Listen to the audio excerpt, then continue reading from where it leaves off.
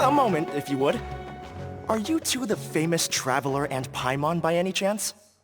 We sure are! And who are you?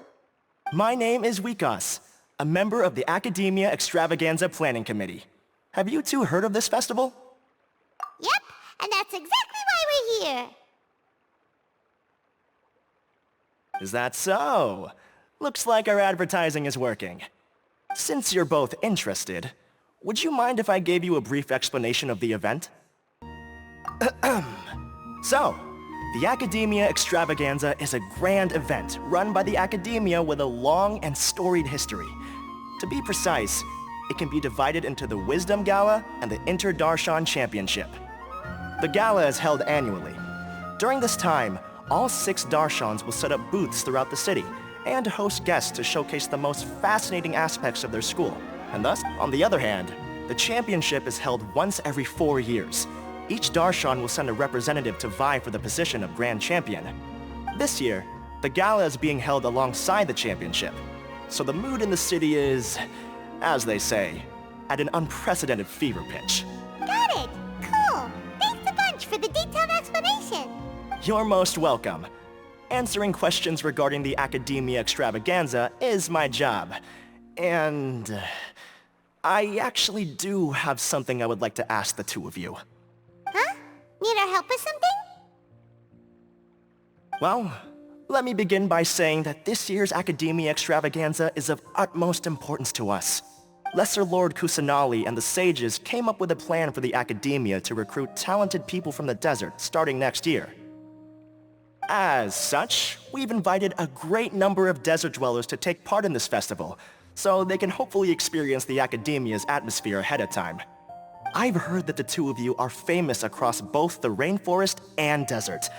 With your participation, especially in the Inter-Darshan Championship, more people will definitely come to appreciate the festival. Exactly! Or do you mean you want us to join a Darshan? But then we would have to deal with exams and essays and stuff like that. No need to worry. The championship participants have already been selected.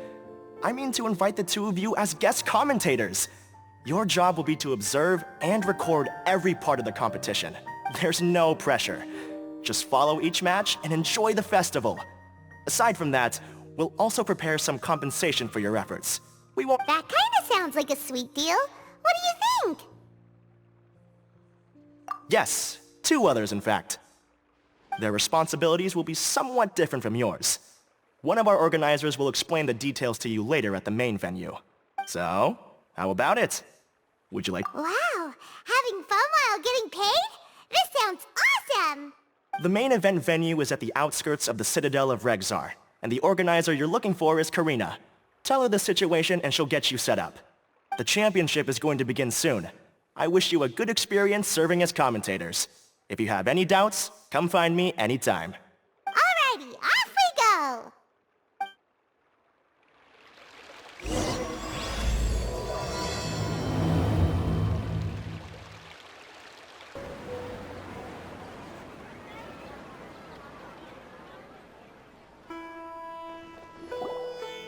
Welcome, one and all, to the Academia Extravaganza! Now then, allow me to reveal the prizes for this iteration of the Inter-Darshan Championship. Fabulous monetary rewards, research funds, a limited edition Genius Invocation TCG card, and the right to wear the Diadem of Knowledge. I believe that I need not elaborate as to how this is a symbol of great honor. She should be Karina, right? Looks like she's in the middle of something. Let's wait till she's less busy, then go introduce ourselves. The Diadem of Knowledge. What a perfect work of art. Every time I see it, I feel like I'm losing myself in its beauty. The one who proves fit to wear it must be a rare genius indeed. I believe that most of you have already seen the Diadem of Knowledge or have heard tales about it.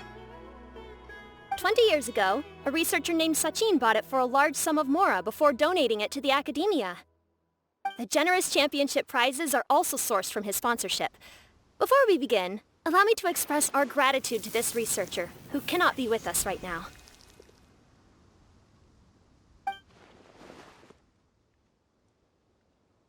Things Things can only get worse. Things can only go from bad to worse. Human nature begets conflict, and conflict begets ruin. From the beginning, the seeds of wickedness have been.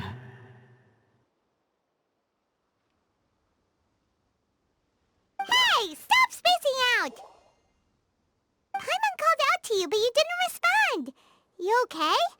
Did you stay up late without telling Paimon? All right. I'm sure we're all more than ready for the championship to begin. Now then, let's invite our 6 Darshan representatives to the stage. Our contestants are...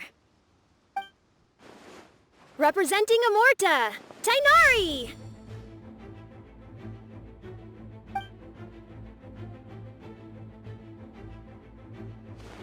Representing Spontamod, Sino!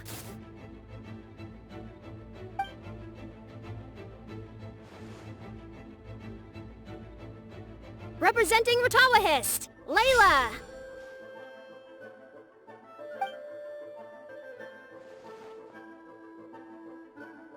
Representing Haravatat, Farazan!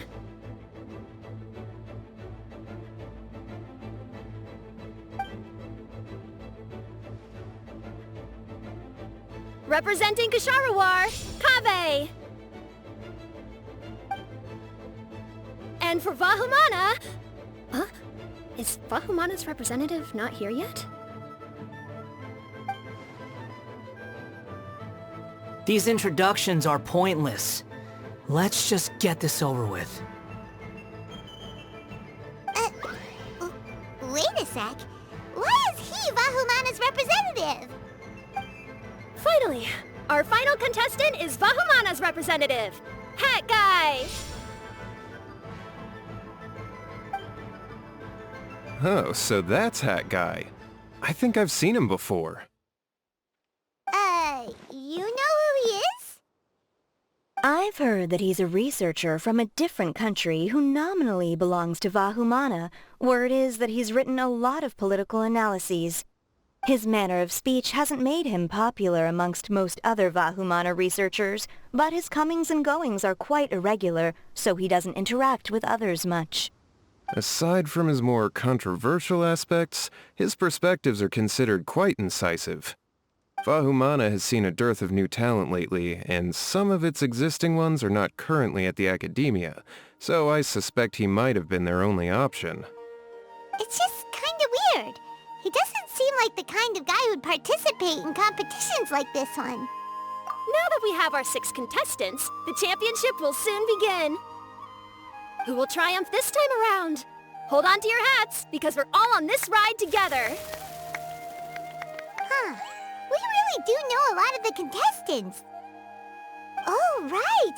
We're guest commentators, aren't we? So figuring out everyone's reasons for participating is in our job description. Let's go ask them when we go say hi. Especially him. Paimon still thinks it's weird that he's here.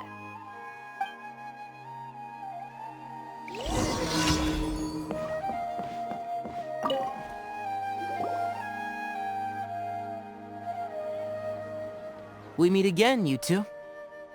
Hey, Tainari! We came here to check out this extravaganza event, and then they invited us to be guest commentators. Is that so? I heard that there would be guest commentators recording the proceedings with cameras, but I didn't expect they'd be you two. It's a pleasant surprise that you're visiting Sumeru again while I'm still on leave. When everything comes together perfectly like this, because it's always rice to meet stew again. Ugh. So, Tainari, you're representing Amurta, and Sino is representing Spontamod. But haven't you both already graduated? Can alumni also take part in a competition? I had wondered the same thing. When I was told the news, I was actually more shocked than you are now. I later found out that anyone who has been a part of a particular darshan has the right to participate. Graduation status has no effect. So that's the rule, huh? There are some restrictions, though. For example, sages cannot participate. Any given person can only participate in one instance of the championship, and so on. That's right. Also, there are two methods by which the Darshan representatives are chosen. One is self-nomination, and the other is to be recommended by over half of one's Darshan. You must have been a case of the latter, Tighnari. I heard that quite a few of your juniors petitioned for your candidacy. Sometimes I wish I could clap a few of them over the head and tell them to spend that time on studying instead. Well, you can, but after some consideration, I realize this could be a good opportunity for me. Next month, we're having a public lecture on ecology at Gandharvaville. If I participate in this event, I might be able to utilize its popularity to promote the lecture. I'm not that concerned about becoming the champion, unlike someone here. Yes, I'm using the last of my leave for this. When I heard that a limited edition Genius Invocation TCG card was one of the prizes, I signed myself up. This year's card is a rare one indeed. It would be a shame if I missed out on it. Wait, is it some kind of super powerful card? No, it's a very common one. But it has a holographic layer. So what's the point? It's very cool. Paimon meant apart from being very cool. That is reason enough. I shall do my all to emerge victorious and add it to my deck. As someone who doesn't play cards much, I can't quite relate. But it isn't surprising that everyone has their own reasons for taking part in the tournament. Fair enough. Alright, let's go find someone else to question.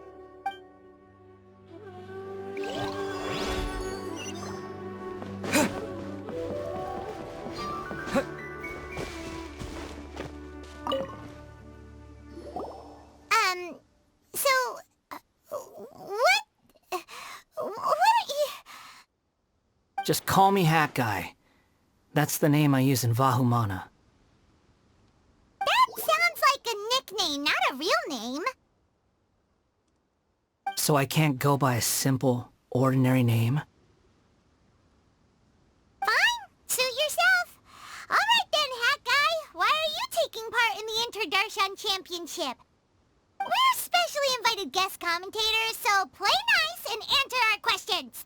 You could be Matra for all I care. So what if I don't answer you? What then? You! I'll tell you this much. I have an agreement with someone not to reveal my motives. You're not plotting something in secret, are you? Well, it's hard to say. Why don't you take a guess?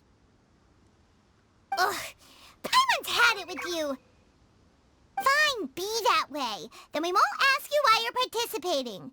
Instead, why did you join Vahumana? You two sure like to poke your noses where they don't belong. If I don't say anything, are you going to annoy me to death? I heard that the Vahumana researcher named Akaba was researching the Tatarasuna incident, so I wrote a few essays to refute his points. Later, when I was bored, I wrote some commentary on societal issues in Inazuma. I didn't expect Vahumana to consider me as one of them. Someone even invited me to a lecture or whatever. From start to finish, it was just the wishful thinking of idiots. A misunderstanding. There's your answer. Simple. But when Lesser Lord Kusanali heard about this, she went out of her way to get me registered in Vahumana. She used the name Hat Guy. Enough chit-chat. You're better off wasting your time with the other contestants. Someone's about to get very unlucky. Wanna guess who? How is anyone supposed to relax with you around? We've gotta stay alert and keep a close eye on him.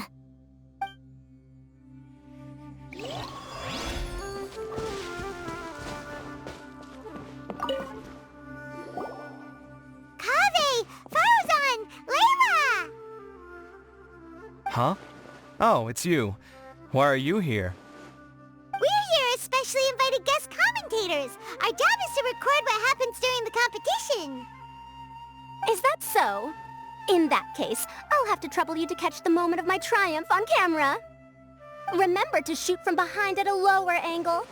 You know, to capture a seniors class. Don't get ahead of yourself now. Victory will obviously be mine. You're far too young to even consider challenging me. Kasharwar or Ratawahist, you're all children as far as I'm concerned.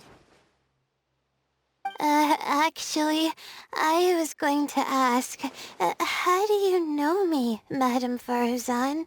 Huh? You don't remember? I sometimes see you in the library at night. You even waved at me. What? I don't remember doing that at all. Huh. How strange. However, this is not the time for curiosity. I am Faruzan, a household name in Haravatat. You are Laila from Ratawahist, I presume? Yes. Good. Then we are officially introduced. See? Simple as that. I like respectful ones, by the way. Would you like to join my research group?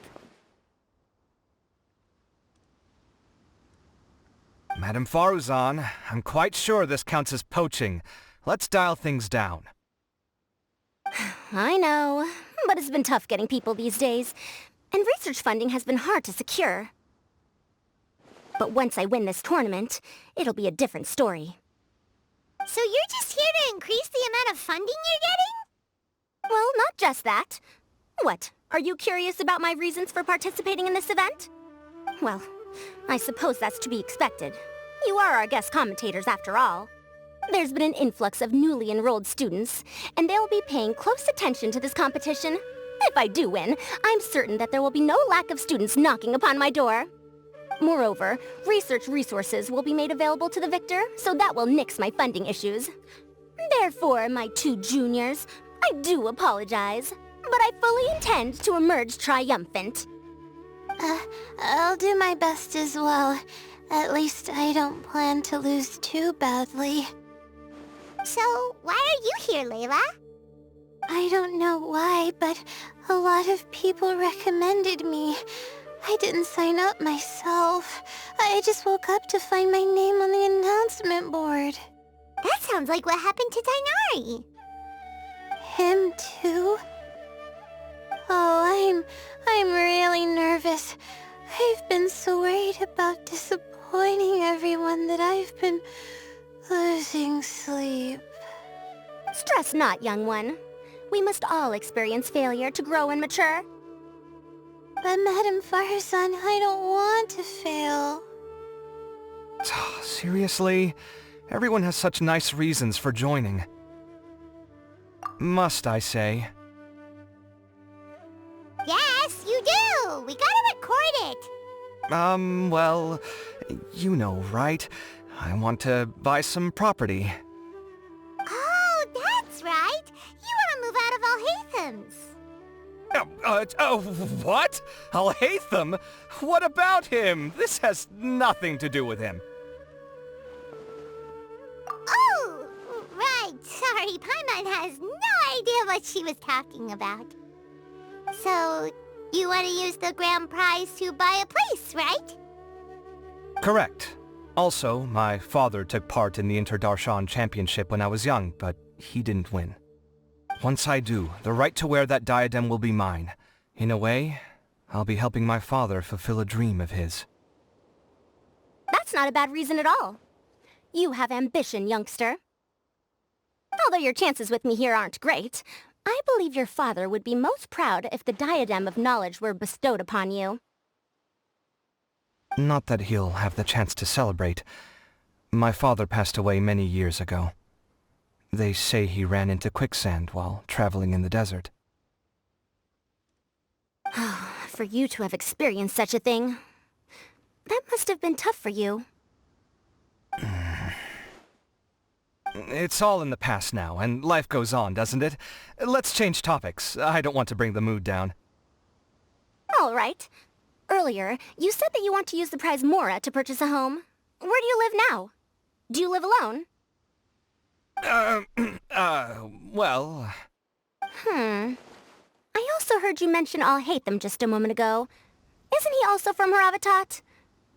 Are you two hiding something from me? No, of course not! Why would you think that? Paimon's definitely not involved either! We're gonna go interview other contestants now. Bye! Looks like Karina's got a moment now. Let's go chat with her.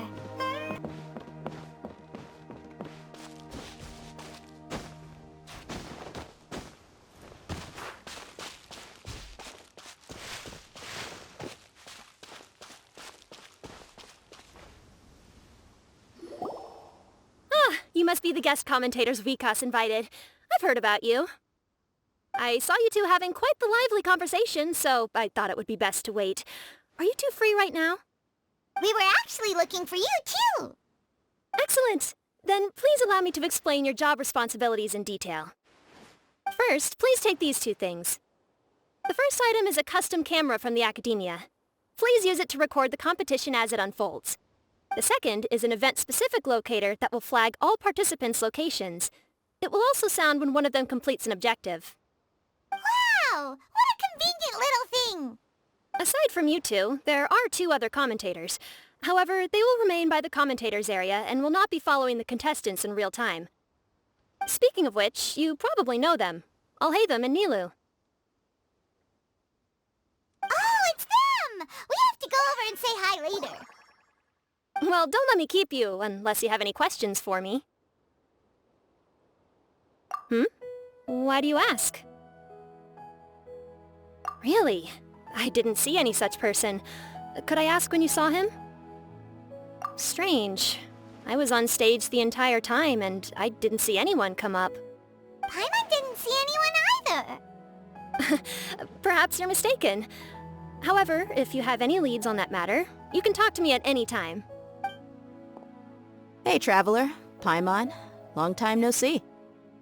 Dia! Candace! You two are here as well! Ah, so they're two friends of yours. In that case, I'll take my leave.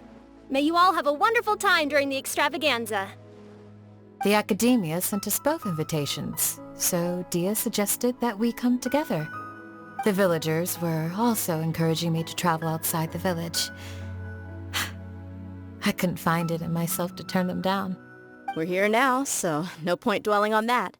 Even though this extravaganza isn't a holiday or anything, it's still a big deal here in Sumeru. Merchants from all over will set up shop. There'll be tons of stuff to eat, use, and wear, more than you can count. I'm already set on helping you buy 2 new outfits. I mean, who wears the same thing at work and home anyway? I'm looking forward to it. Just being able to relax and wander the streets freely has already made my day. So, Traveler, Paimon, you two want to come with? We'd love to, but we've got work to do right now. Aw, that's a shame. Let's hang out together when you're free then. Sure! In that case, Candace and I'll head out first. Good clothing and fabrics are very much in demand. If you snooze, you lose. Oh, right. We should also get some accessories. No need to rush. I think we'll have a better time if we take things slow. See you two later. Feel free to come find us whenever you have the time. Paimon didn't think that Candace and Dia would come. Hanging out with them sounds like a great time.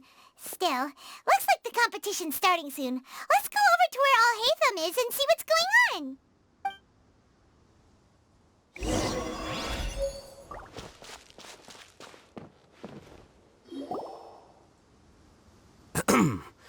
I will now announce the rules for the first round of the competition. Please listen carefully. During the opening ceremony, Academia staff released several cages of butterflies, and many of them are now fluttering within Sumeru City. Amongst these butterflies, 3 of them will be special swift flies. They have a different appearance and also fly a little faster. Your objective this round is to find a swift fly and bring it to me. 3 points will be awarded to the first participant to return, 2 to the second, and 1 point to the third. That is all for the first round. Should you require clarification on anything, please ask any of the other staff. all business all the time, huh? That said, how did he get picked to be a commentator? Paimon... Finding 3 specific butterflies in a place as large as Sumeru City sounds rather improbable. If these swift flies behave anything like regular butterflies... I'm off. It will take some time to search every corner of Sumeru City. Huh? You're going just like that? A champion walks the road to victory.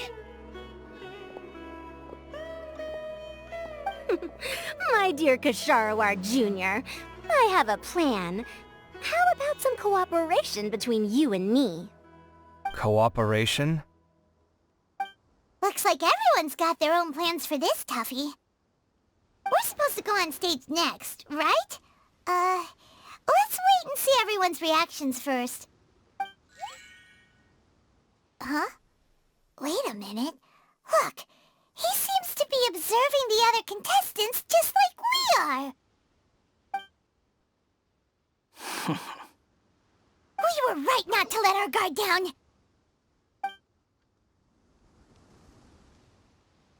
Do you remember those things we made previously? Huh? You mean...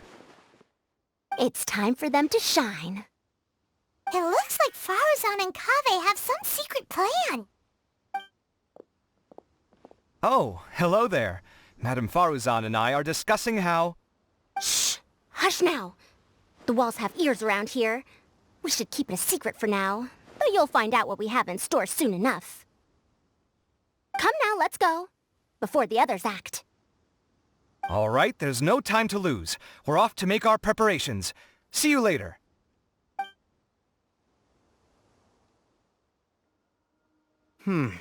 This is basically what I'll need. Do you think you'll have any difficulties? I have most of the reagents with me, and I can buy the rest. Kale, you're here too! Kainari, you have a master plan ready?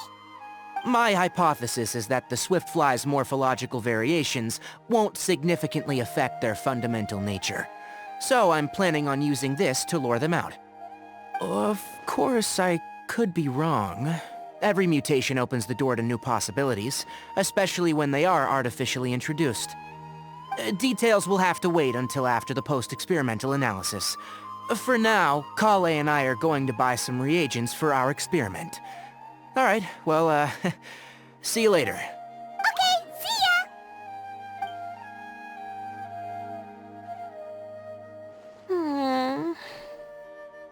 Hey, Layla! You look a little worried. Yeah, I have no idea what I should do. What color are these swift flies? Do they have special markings? How do they differ from ordinary butterflies? I can't even figure out these basic questions, and most of what I've learned in the past is completely useless here. Aren't people who research the stars supposed to have some extraordinary abilities? Why not use astrology to solve it? Oh, you're another contestant. That guy, was it? Is it that you can't use astrology during the day? Guess that skill's less useful than I thought. No, it's not like that. If it's daytime, all I need is an astrolabe. So, why don't you do that then? Mona Magistus the astrologist said that those who constantly use astrology to obtain things that shouldn't be theirs will eventually lose the blessing from the stars. It's just something I read in an academic publication. I really love to read Mona's essays. You're overthinking it. Power is just a tool. It just seems to me that you don't have the resolve to win this. Well, suit yourself. Wallow in your immature ideals if you like. Hey! Seriously? Just walking off after saying a bunch of mean stuff like that? Did I say something wrong just now? Thank you so much. I've made up my mind not to use astrology for this. I think I'll just try my luck in the city. To be honest, I've always been pretty good at observation, and if I'm fortunate, I might be able to find that special butterfly species. Lord Cyno seems to have found a swiftfly. Come on, let's go check it out. Really? Where? The butterfly flew up high, and he's chasing it now. Oh, no time to lose. Let's go see. As expected of Cyno. Actually, shouldn't you two go have a look as well? The moment when he catches the butterfly will likely be one worth recording after all. I'll head into the city shortly to start my own search. I'll see you later. Alright, in that case, let's go see Cyno first, and then we can check on what everyone else is up to.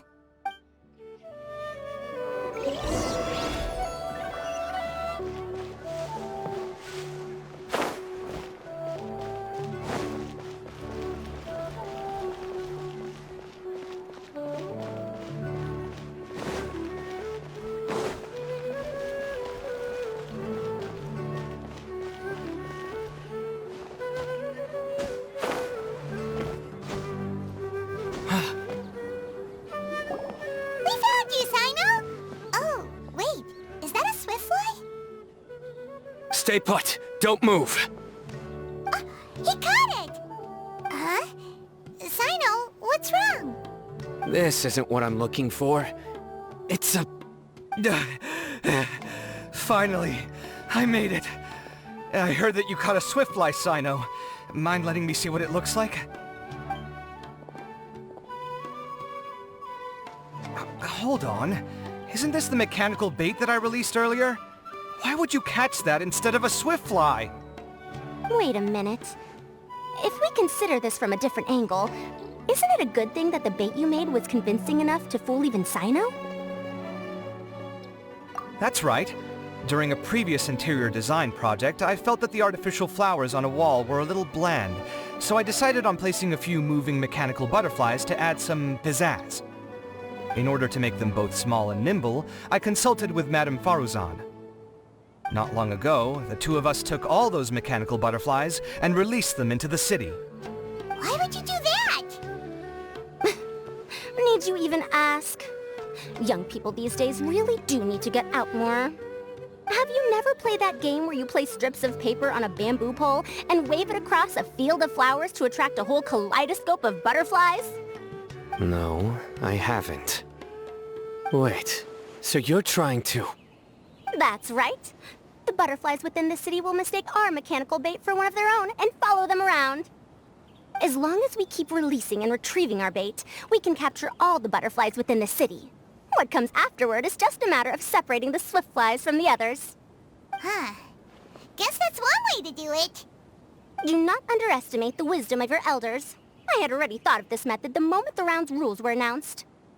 Of course, we also owe much to this fine junior of mine here for making such lifelike butterflies.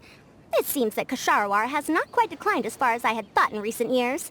Their teaching skills at least seem to be intact. Well, I just stuck to what I do best. The idea was yours. No need to be so polite. Once we capture all these butterflies, we shall split the points for this round. Look! One of them is returning now. Huh? Wait a moment. Are my eyes deceiving me? Why don't I see any butterflies behind it?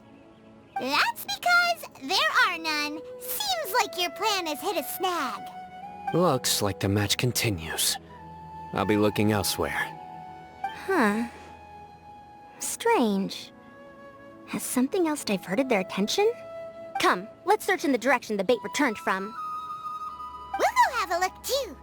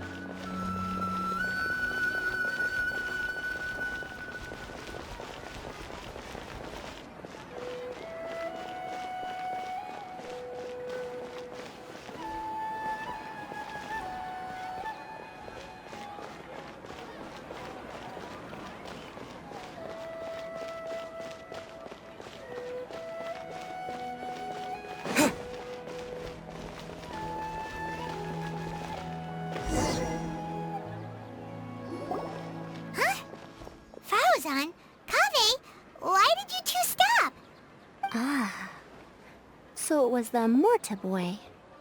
Tainari! Fascinating, isn't it? The butterflies have all congregated here due to a special incense that I used. I infused it with 3 different types of honey, and the butterflies, following the fragrance, have gathered around me. Butterflies must have really sharp noses then. Wait, do they even have noses? I've never seen one. They do not, in fact, and their vision isn't stellar either. However, they can use their antennae to distinguish between scents, and their olfactory senses are generally quite advanced, allowing them to detect floral fragrances from great distances. Oh, so that's how it is. I had a pet butterfly once. I picked wildflowers and placed them in its box, but it wouldn't eat any. That's normal. Raising butterflies isn't difficult, but there are many things you should take note of. Appropriate temperature, sufficient air, and a spacious environment are examples of such considerations. You must also ensure that the food you've chosen suits their palate. Most importantly, you must curb your curiosity and avoid disturbing them while they rest. Otherwise, they may become stressed. Sorry. I liked to poke at its wings at the time. Humans tend to rear many creatures due to their aesthetic value, but not all are suited to such a process. Caring for living beings is hard work. Impulse alone is insufficient. Some prerequisite knowledge is always required. You sure do know a lot. I have a question too. I bought a scarab not long ago and it hasn't seemed very active. Can you help me figure out why? I'd like to keep a dustbird as a pet. What are some key points I should consider? Is it possible to keep a Rishbalin tiger as a pet? All right, it seems like you all have a great deal of questions, but I am in the middle of the Interdarshan Championship at the moment, so I'm afraid I can't answer them all now. Let me propose an alternative. Next month, there will be a biology lecture at Gandharvaville, and I will be sharing some interesting insights on living organisms there. If you're interested, you can attend that lecture, and if you should have any questions, just prepare them ahead of time. I'll answer questions after I've finished speaking. All right, I'll be there. Of course, please try to ask more rational questions. For example, whether you can raise a Rishbalin tiger as a pet or not is mainly dependent on whether you can overcome one in a fight. Looks like Tainari's science lecture will draw quite a crowd. Huh? Oh. Was I listening in for that long? Seems Kale's master does live up to his title as a teacher. Madame Faruzan, I've had a look around. Nearly all the butterflies in this area have been attracted by the incense. However, we can cast our bait further away to avoid this area. All right, then let's get moving. We shan't let all the butterflies get away from us if we can help it. Seems like the competition's really heating up. Let's go see how the other contestants are doing.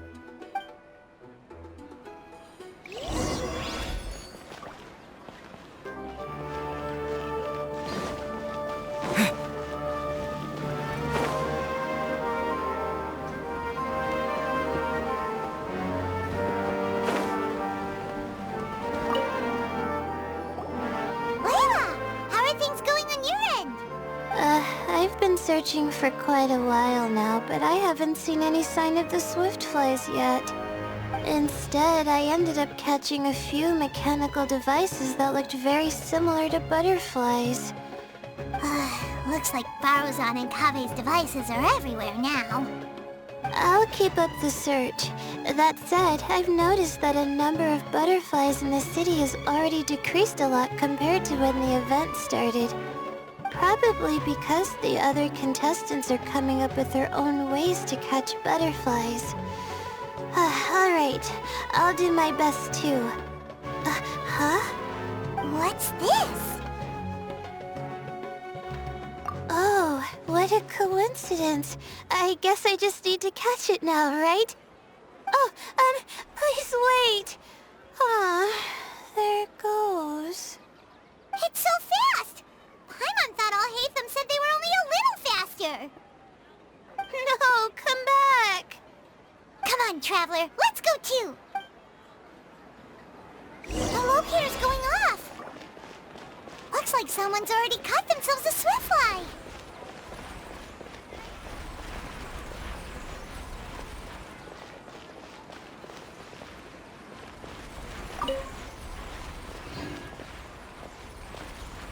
The locator's going off again. So, someone else finished too? That would mean that the one Layla's chasing is the last swiftfly.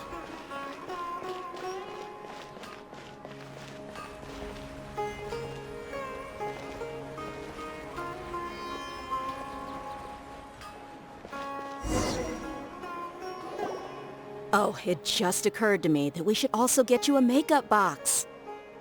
No, it's fine. I don't think I'll end up using it. Maybe you won't, but it doesn't hurt to have one, right? Come on, just trust me on this one. Huh? Who are you, and what do you want? Please, don't move. Don't move? Who sent you? Dear. Don't worry, I can handle this. Now, tell me, what do you want?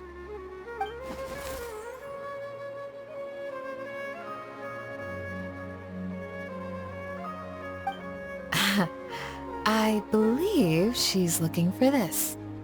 Here, take it. A butterfly? Was it on my head? Oh, you're... It's been a while, Layla.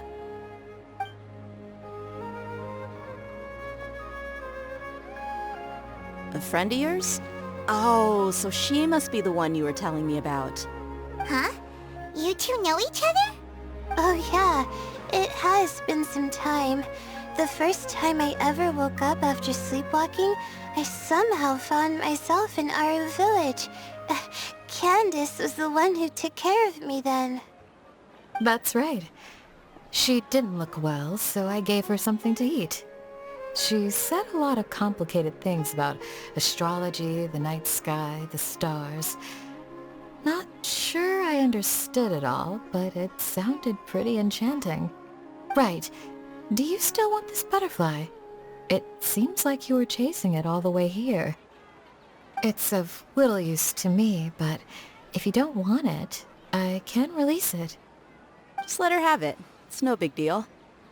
The swiftfly was flying so fast, but you were able to catch it like it was nothing, Candace.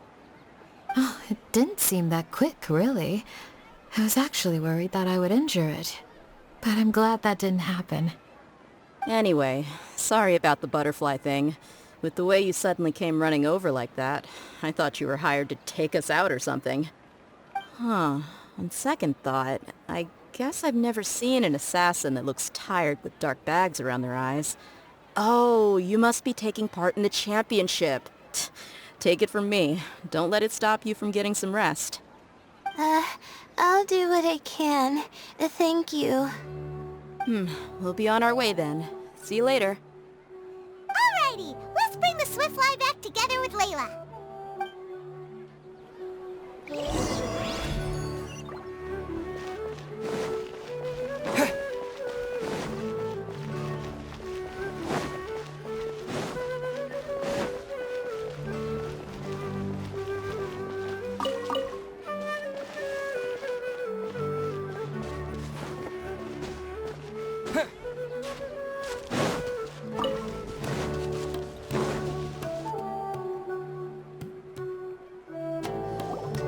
It seems we have a third contestant who has returned with a swiftfly. With that, the first round has come to an end. I anticipate that all of you will keep up the effort for the second round. Your closing statement sounded so... how do I put it? Decisive? Well, you could certainly stand to try being more decisive, Nilu. It would help you live more freely. Hang on a second. Who were the first two contestants with swiftflies? Tighnari was first, and as for the second, it's being discussed right now. Hey, Alhacén, I think I've come up with a good idea. Second place gets 2 points, right? Can't Madame Faruzan and I split the points between us? Quite the imagination you have there. I've read the championship handbook from cover to cover, and I never saw any rule which permits that. Then we can just add a rule. Do you really think I'd do that? Oh, come on, you're not going to stand in the way of my victory, are you? Well, you're free to send the organizing committee an application outlining your naive proposal. They'll get back to you within 3 working days. 3 working days? It'll be too late by then. Unfortunately for you, even dreaming is gonna cost you. Ah! Paimon gets it now. Kaveh and Faruzan found the second Swiftfly together, but the rules say that only one person can get the points. Oh well, the rules are the rules. Since you call me madam and politely ask for my help, I shall give you these points. So I'll put the points under Kaveh's name then? No. If I take these points, won't that only detract from your contributions, Madam Faruzan? You might be alright with that, but I cannot do it. Not in good conscience. I don't have any problem with it. There are 2 more rounds after all. Losing one isn't a major setback. But if you insist, I have another method. We can draw lots to see who will receive the points. Lots, huh? What? Is there something wrong with that idea? No. Well, let's do it. All right. I'll get the paper needed for the lots. Give me a moment. Oh, seriously? I'm sorry, but it appears that luck was on my side this time. No, you do deserve it. I'm just lamenting my bad luck. Perhaps that's why my life is rife with troubles. Indeed. It's rare to see anyone with such terrible luck be so willing to decide victory via lots. And what would you know about that? We can save bickering for later. Record the points under Faruzan, and that'll finally bring the first round to a close. The second round will be held in the desert. We'll be moving our commentator stand over to Aru Village. Let's meet up in Aru Village once everything is ready. I'll announce the details of the second round then. Till then, you have some free time. I'm off the clock at this point, so it's farewell for now. Wait, I'll hate them! You... Don't be upset, Kaveh. Sighing can carry away your good luck, you know. Oh, so that's how it works. In that case, I'll take in some deep breaths. Maybe that'll help me make up for all the luck I've lost. It's really no big deal. 2 points aren't enough to decide victory or defeat just yet. I'll win the next round, you'll see. Looks like you've managed to pick yourself back up, young man. Good. I must warn you, though, that I'm quite familiar with the desert. You'll have to try your best if you don't want to lose. I'm no stranger to the desert either. I'll be fine. All right then, that's enough chit-chat for now. I'm going to check the area out. So the current standings are Tighnari in first place, Faruzan in second, and Laila in third. Guess we should also take a nice break before the next round starts. But where should we go first? Why, you two look a little lost. If you're not sure where to start enjoying the Academia extravaganza, then may I suggest that you have a chat with our boss?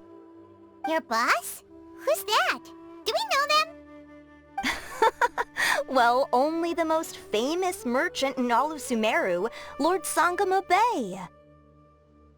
Oh, you mean Dory!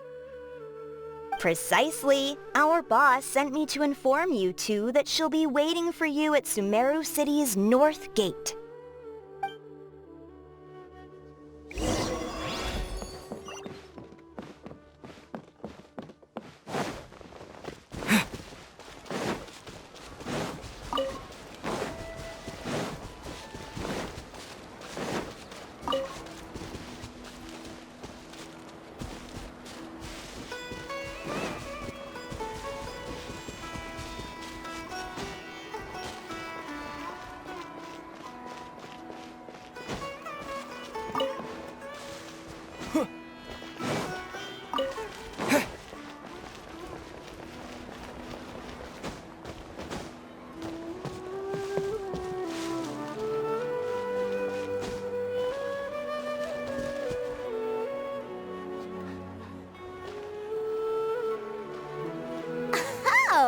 Well, if it isn't the Traveler in Paimon.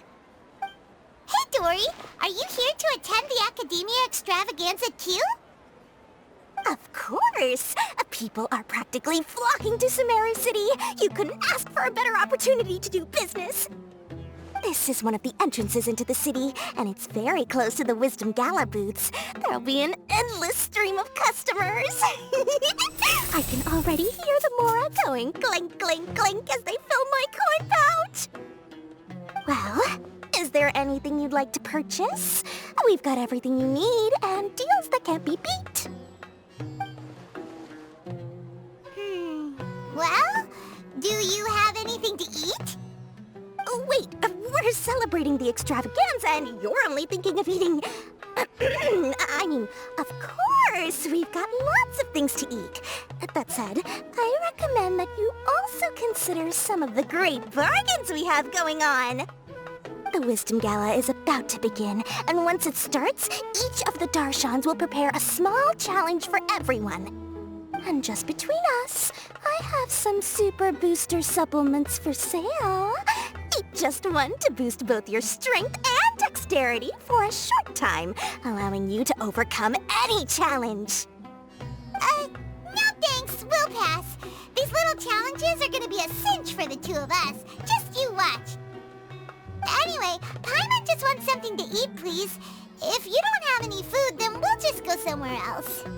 Alright. Mora is Mora, after all. What would you like to eat? Well, Paimon's pretty hungry right now. Do you have any touching? Let me see. This is a huge job, isn't it? If this works out, we'll be set. Here you go. 2 servings of touching. See? I told you there's nothing Lord Sangamabe can't procure. Yay! Huh? What are you looking at, Traveler? Oh? Who? Someone we know? Was it someone suspicious? Have we attracted some unwanted attention? Huh? What's happening, Dory?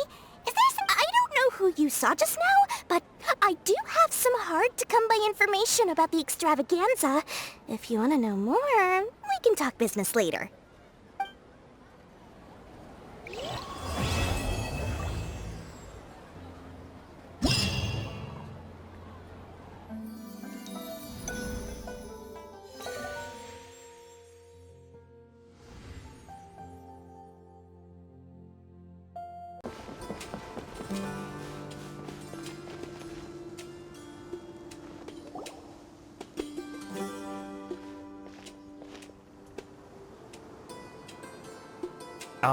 Is it me, or are the bags under your eyes even darker than during the last round?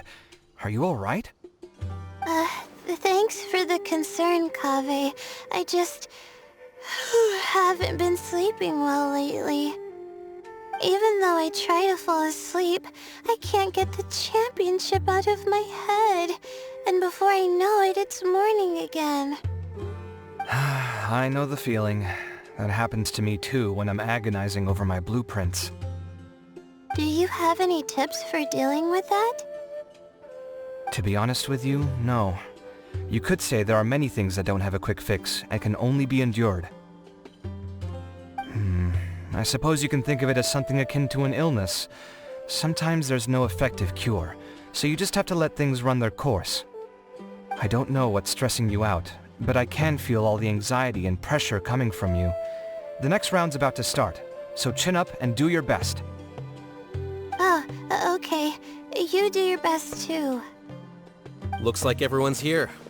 I will now explain the second round to you all. There are 3 ley line disruptors buried in the area around Aru village. These devices can imitate the effects of ley line disruption and will constantly interfere with the environment. Your goal is to shut them down. The first 3 who manage to finish this task will be awarded 4, 3, and 2 points accordingly. Note that each person may only bring a set amount of food and water with them. and that leaving the designated competition zone will result in disqualification. Well, what do you think? Want to team up again? I shall consider letting you have the points on account of what happened in the previous round. That's all right. I've been here many times, and in any case, machines are one of my specialties. I doubt this will be particularly difficult. It's good to see such confidence in a youngster like yourself. I also happen to be well acquainted with this place. Let's see who will find these devices first.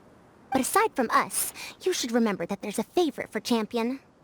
We must be careful of him. A favorite to win? Who is it? Shh! Not so loud.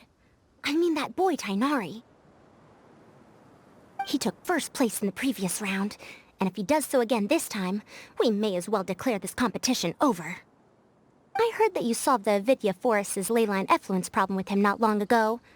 Since this round involves resolving a machine-simulated leyline disruption, it should be a simple matter for him. That's true. It does look like his odds of winning are pretty high. He already has Kale, who is an excellent pupil. If he were to win this round as well, then wouldn't we just be letting him have all the fun? As his senior, it's my solemn duty to prevent such an inequitable arrangement from happening. I'm off.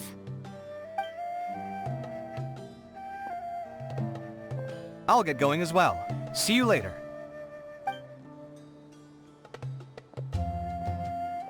How are you feeling? I think I'm okay, but I'll take things slowly for now.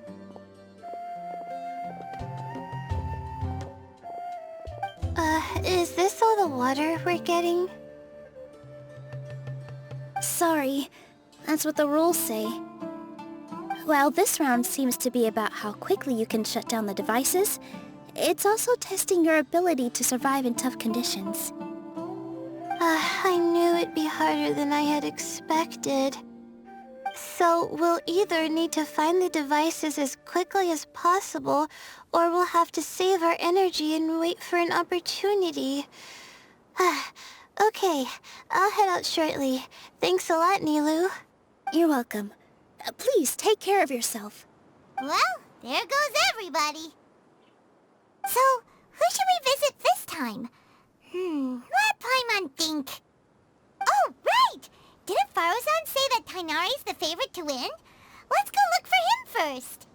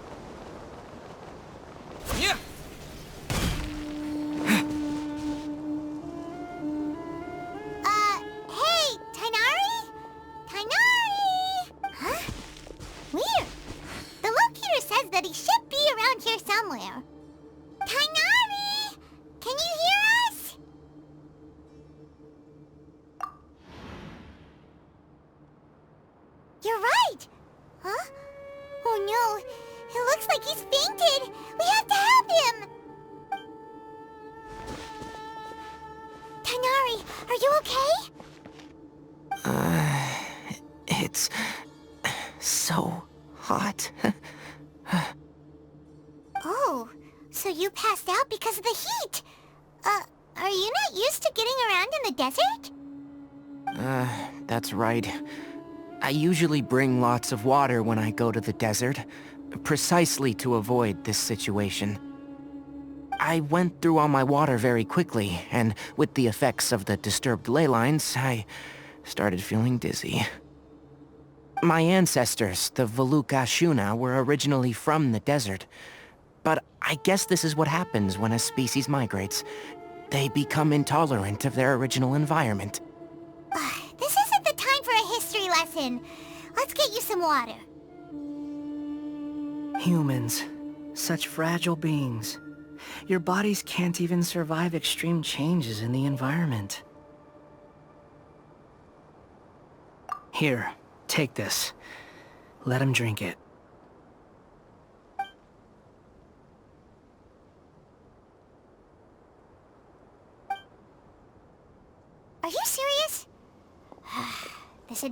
just normal water. Hey! You're leaving already? Paimon really doesn't get that guy. What's he up to? Anyway, let's focus on helping Tighnari drink some water. I'm feeling a little better now. Thanks, you two. Oh, it wasn't just the two of us. Just now. Found you at last. Sino, you're here too! I was concerned, so I came back to check on you. Will you be able to go on? The fur on my tail is so dry, it's practically been singed right off. I don't see any purpose in pushing myself beyond what is reasonable. It appears I'm not suited to this particular round. I should probably just return to Aaru village and rest. Really? So you're backing out? Yes. I do have my results in the first round to serve as a buffer, so even if I forfeit this round, I still have a chance to turn things around later. Withdrawing now will allow me to conserve my energy. Continuing to push onward would be counterproductive. A wise decision. Let's get you back to Aaru village. It's fine. I can make it back on my own. Oh, stop trying to be so polite. Come on, we'll help you back to Aaru village.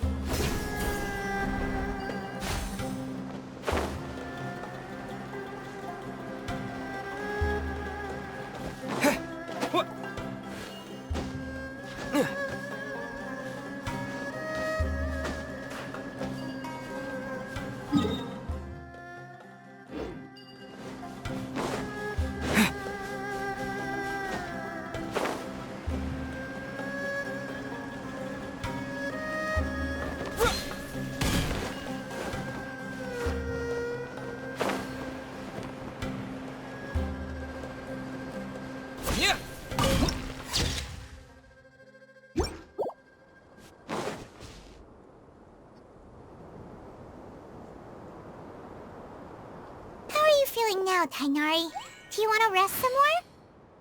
There's some shade here, so we can stop for a while. All right, let's do that.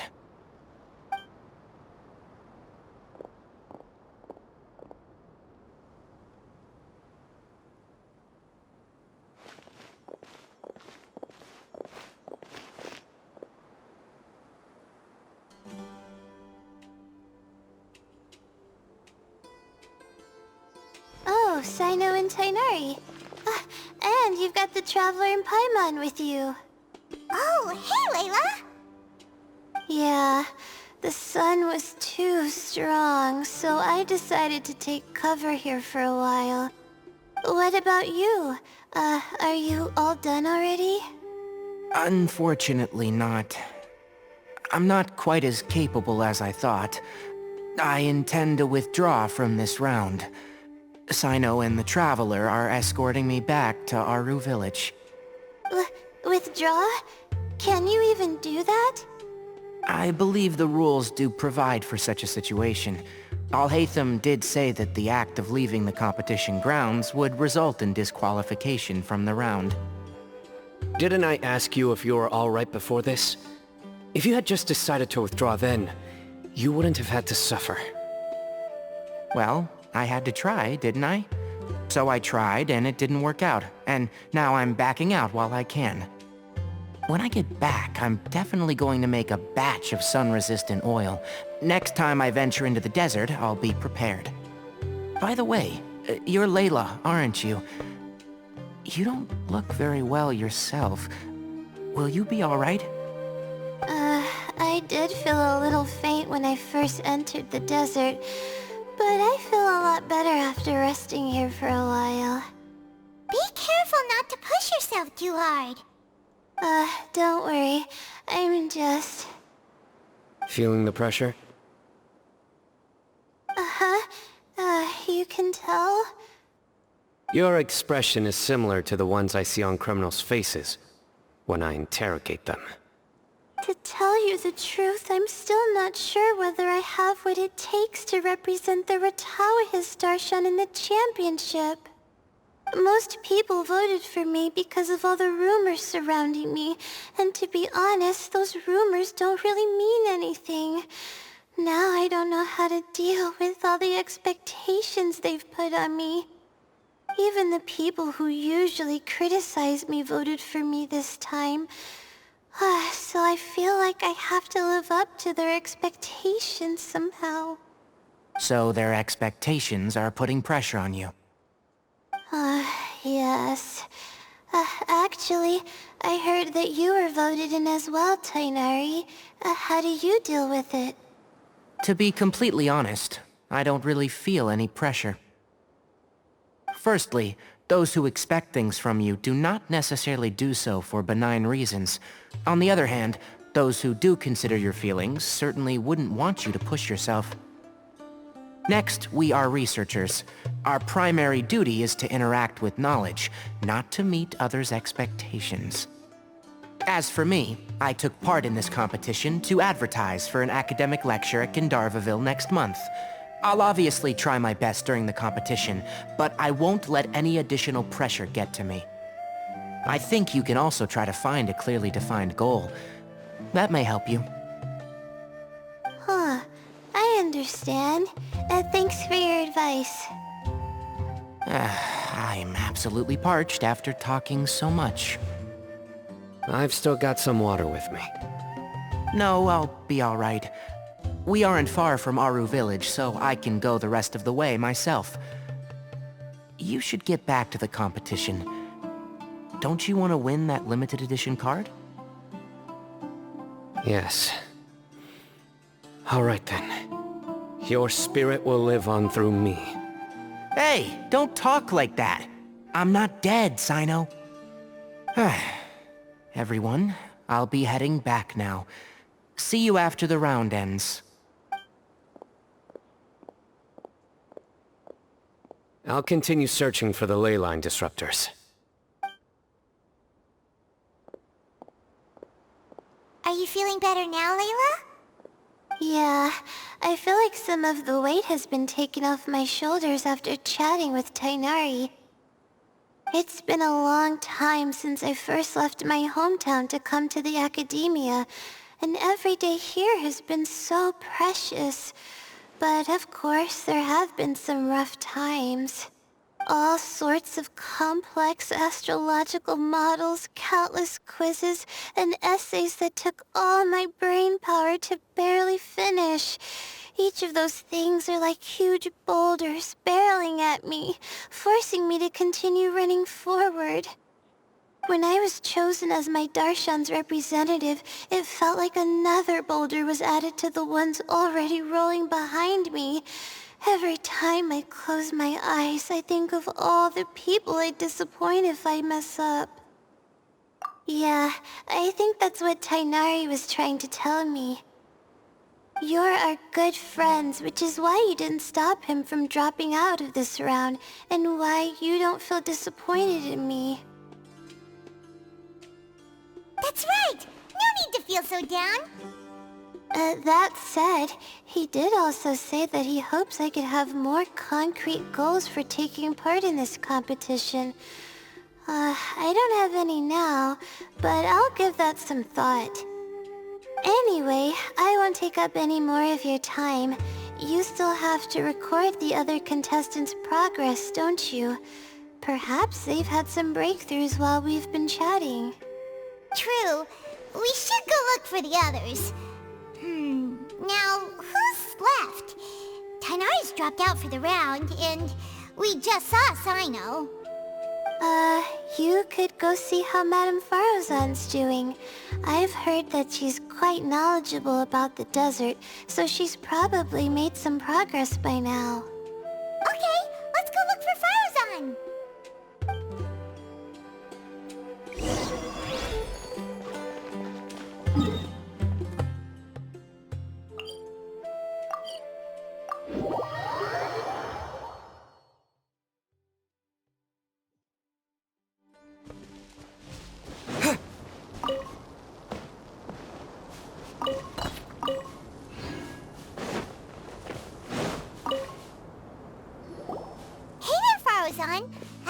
any progress? Ah, you're just in time. I'm about to start digging right here. Oh, you found the ley line disruptor already? Such a simple problem could never confound me.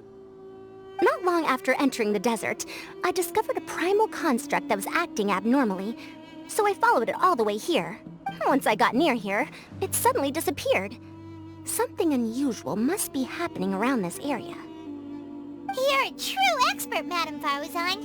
You knew what to do right away. Well, I do happen to have more experience than most. But that aside, has anyone completed this challenge yet? Nope, not yet. Well then, I suppose I'll be the first. What about that boy Tainari? Oh? And why's that? He's not used to being out and about in the desert. Huh. I didn't think he would have such a weakness. I suppose he could use a bit more training. What about the others? Is that Rotawahist girl still a bundle of nerves? Tainari gave Layla some advice, and she seems to be doing a lot better now. Sino just started his search for the disruptors, and as for that guy, well, who knows what he's thinking. And what about Kaveh? Has he found a ley line disruptor yet? Paimon doesn't think so, or our locators would have already let us know. Strange. What's he lollygagging for? With his skills, you should have heard something from him by now. Well, I'm afraid the most thrilling moments are already done here. You should probably go find Kaveh and see how he's faring now.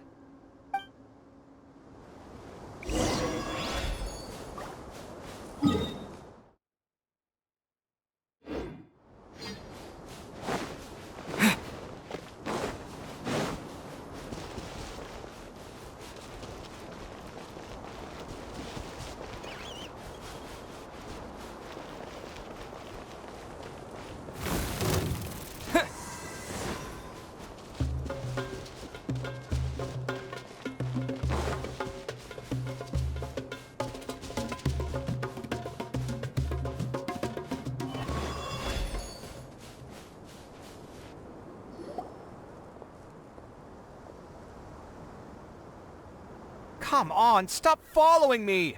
I already gave you all the food I had on me!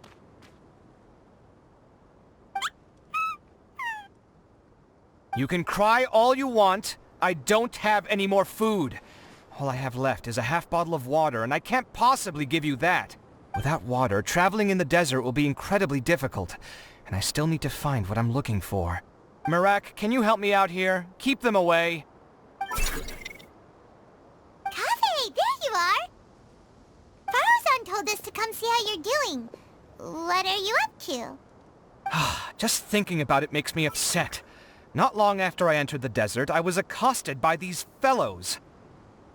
I don't know why, but they didn't leave the competition grounds, and now the ley line disruptions have left them confused and circling around the area. The moment they saw me, they wouldn't leave me alone. They even cheated me out of my limited food supply.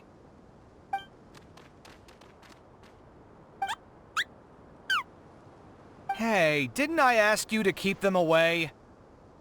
Kaveh, is this flying metal thingy yours? That's right. This is my toolbox, Merak. Your toolbox? Huh. It seems pretty fancy. Hey there! Can you understand us?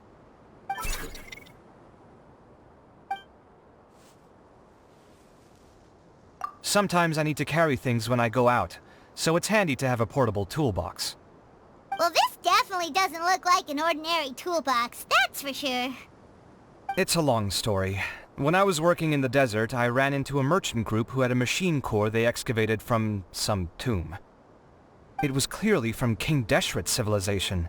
His technology still isn't fully understood, and Kasharawar has many different opinions on this topic.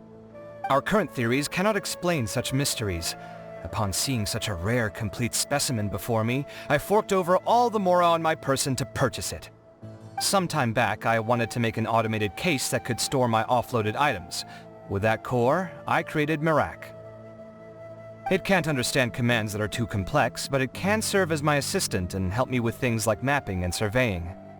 Most importantly, it can't talk, so it can't give me any attitude. Oh, yes. Thanks for helping hide the fact that I live at Alhacén's place earlier. Sorry. I hope this season of my life ends soon, so I can get things back on track. Things just started going downhill at some point. Maybe it all started when my mom remarried and left for Fontaine. Or maybe it all started when I spoke to Alhacén in the library. Or maybe it's because constructing the Palace of Alcazar's burned through my funds. I'm still paying off the debt from that one. Oh, when's this going to end? Now that I think about it, I guess we're all unlucky here. It's not like any of you asked to be trapped in a ley line disruption. Okay, let me get you all out. Kaveh, aren't you going to look for the ley line disruptors? Yes, but I can't just leave them here, can I? Oh, forget it. The more I think about this, the more I feel a headache coming on. I'll get back to searching once I get them out of here. Time's a-wasting. I'm off. Kaveh looks like he's conflicted. He really wants to win, but he can't ignore those he wants to help. Paimon's always felt like he's the type who easily gets himself into tough spots. Paimon doesn't mean this in an insulting way, but he seems like the kind of guy who'd be really easy to take advantage of. Whoa! Someone's done already! Right? Wonder who it is. Let's go back and ask Alhacén.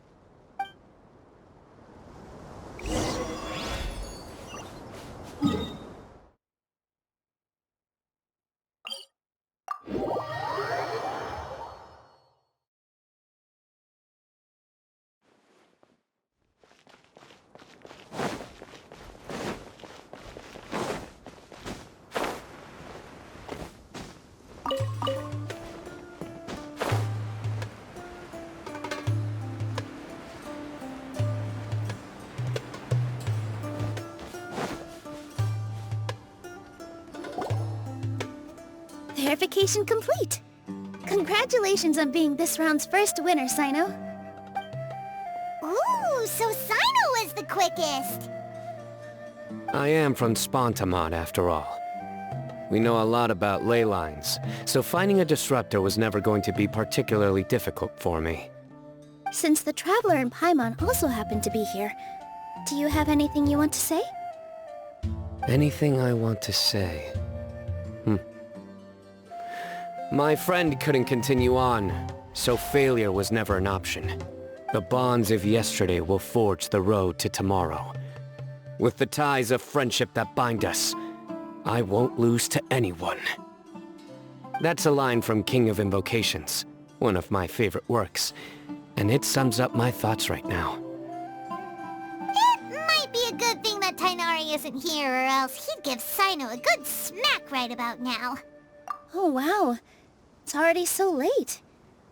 Everyone's probably running low on food and water. It'll only get harder from here on out. Something similar happened in King of Invocations. What a classic. Any thoughts on that, Alhacén? I have no thoughts regarding King of Invocations. Milu obviously wasn't asking about that. Deserts are much more dangerous at night, so this competition should be nearing its end. At the moment, only Farazan, Laila, and Kaveh remain. I wonder who the next person to find a disruptor will be. Wait, only 3 people are left? Tighnari forfeited, and Sino's already done. What about Hat Guy? He also forfeited not long ago. Ugh, Paimon can't understand what he's thinking at all. But, like Alhacén said, this round's almost over. Let's go see what the other contestants are doing.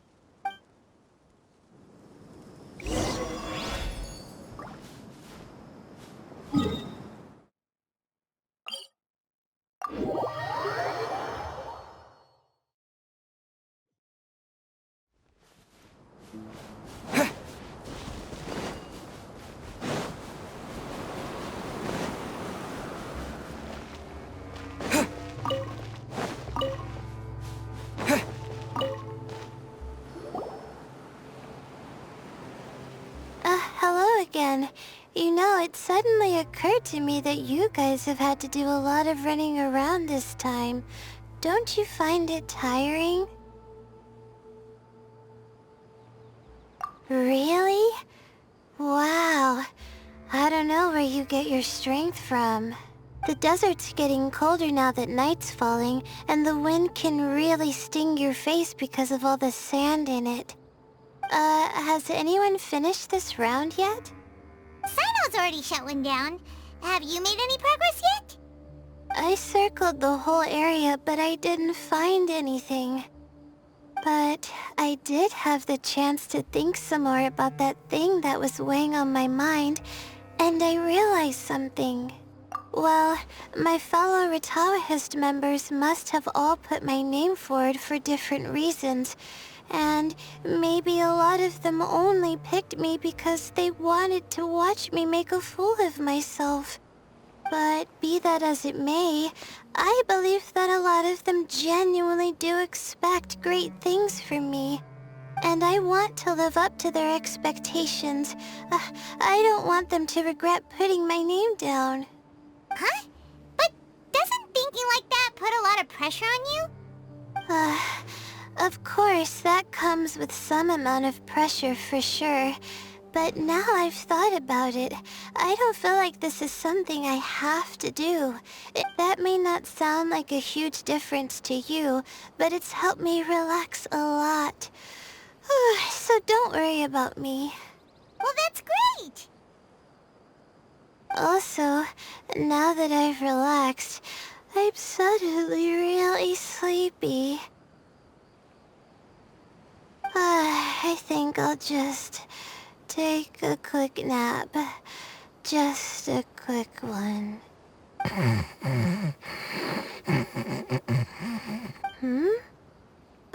But the competition isn't over yet. Oh, Layla. She's really a bundle of nerves, isn't she? Wait, you're... Good to see you too. Ooh, it's nice to be out. Feels like I've been cooped up inside for quite a while. Well, since I'm here, I guess I should help her finish this. What are we supposed to be doing here again? Finding a ley line disruptor, was it? Let me see. Looks like she's basically gathered all the information she needs. It won't take long to wrap this up. Come with me, you two.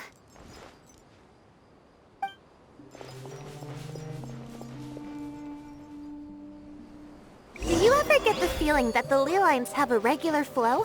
Similar to the way that celestial bodies follow fixed orbits?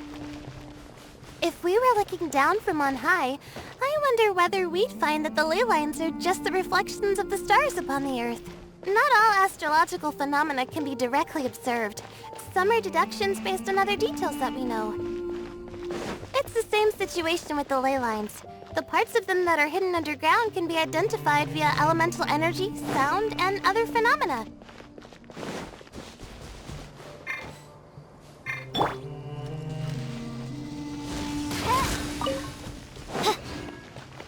Plus, now that someone has shut one of the disruptors down, the contrast between before and after can provide me with further information still. Let me see.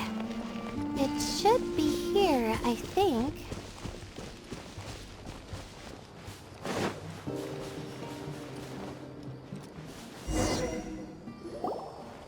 This should be it, right? I'll turn it off. That should restore the ley lines in the area to normal. Nice work! Again, I didn't do any of the real work. I'm just wrapping up. She'll probably wake up soon.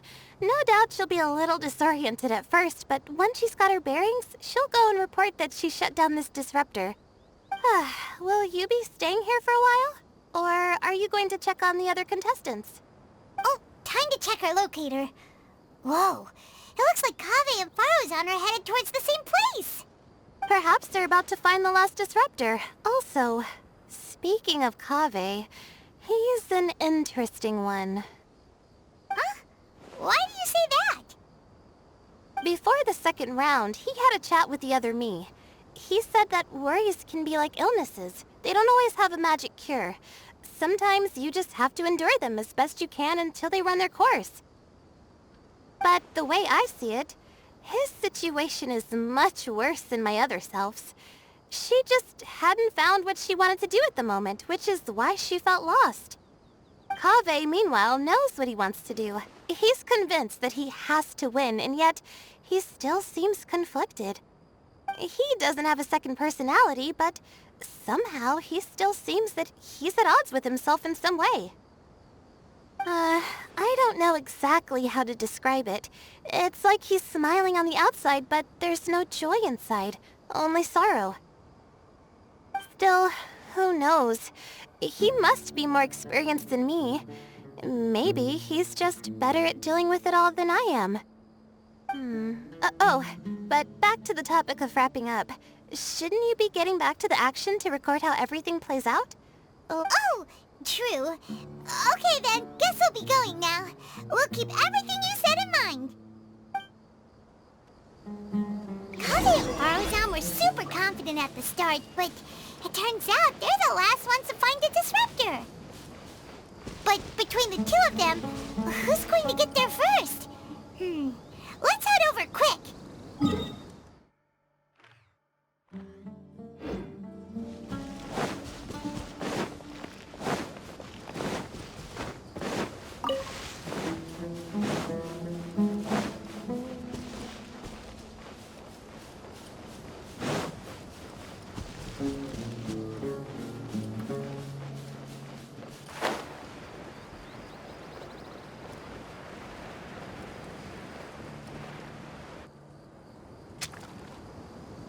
Should be around here. Finally found it. Kaveh? Are you? Oh, Madame Faruzan. And here I thought you would have finished this round by now. Faruzan! Kaveh! Oh, looks like Layla's already done. I didn't expect that you and I would find a disruptor at the same time. How are the other contestants doing? Tainari and Hakai forfeited, while Sino and Layla are already done. You two are the only ones left. Huh? That's weird. Didn't you start digging really early on? Yes, I kept digging, but instead of finding a disruptor, I found a ruin. I fell down pretty deep, and it was completely dark in there. It took me quite some time to unlock the various mechanisms and return to the surface. That's actually really impressive. Finishing a week's worth of trials in such a short time. Huh. That's pretty amazing, Madame Faruzan. What about you? Why are you so late? I encountered a lot of lost desert foxes along the way, and I brought them to the outskirts of the competition zone. When I came back, I was absolutely parched. And then I blacked out. Probably from the heat, you know? When I woke up, it was already night. I used the last of my strength to come here. A most curious reason indeed. But are you sure you're all right? It sounds like you were in an incredibly dangerous situation. You said you were familiar with the desert, but the way you handled problems... It does feel rather at odds with your title as a genius. It was problematic, but that had nothing to do with me being a genius. It was my decision. The way I did things wasn't optimal, but I wouldn't have been comfortable not doing it either. My conscience would have weighed on me. Youths these days, each stranger than the next. But back to the main issue at hand. Since we are both very certain that this is where the final leyline disruptor is, let's dig it up then. Well, this is indeed it. Of that there is no doubt. But how shall we count the score this time? What is it, youngster? You seem relieved. Oh, nothing. I was just thinking that this round's finally over. There shouldn't be any more innocent creatures getting wrapped up in danger. As for the points, I guess we can draw lots again later. I can't think of anything better. Alright, in that case, let's all head back to Aru Village. Paimon thinks you'll both need some water and rest.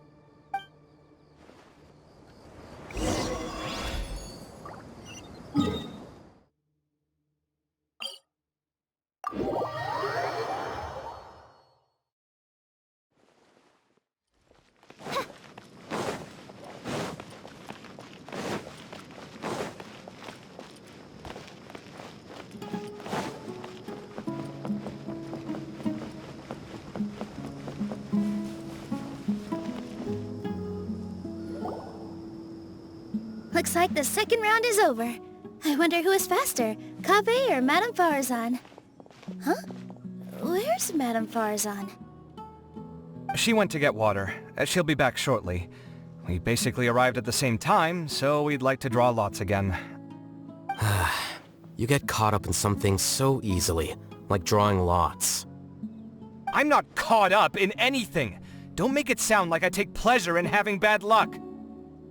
Really? Then should I say that you have a curious affinity for drawing lots?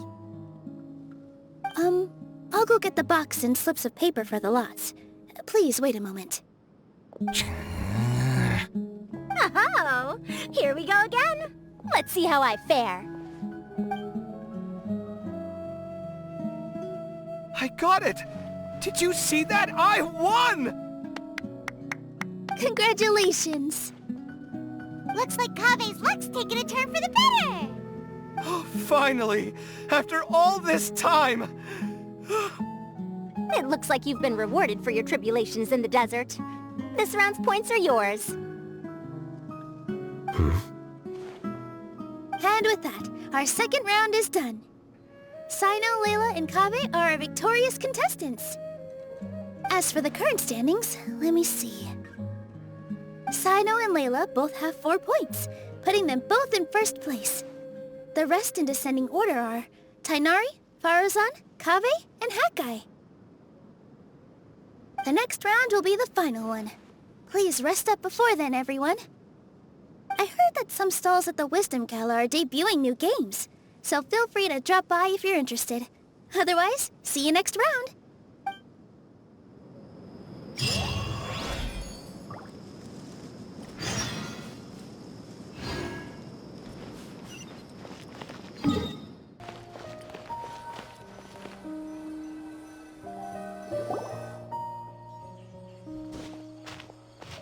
It feels like something's been on your mind this entire time.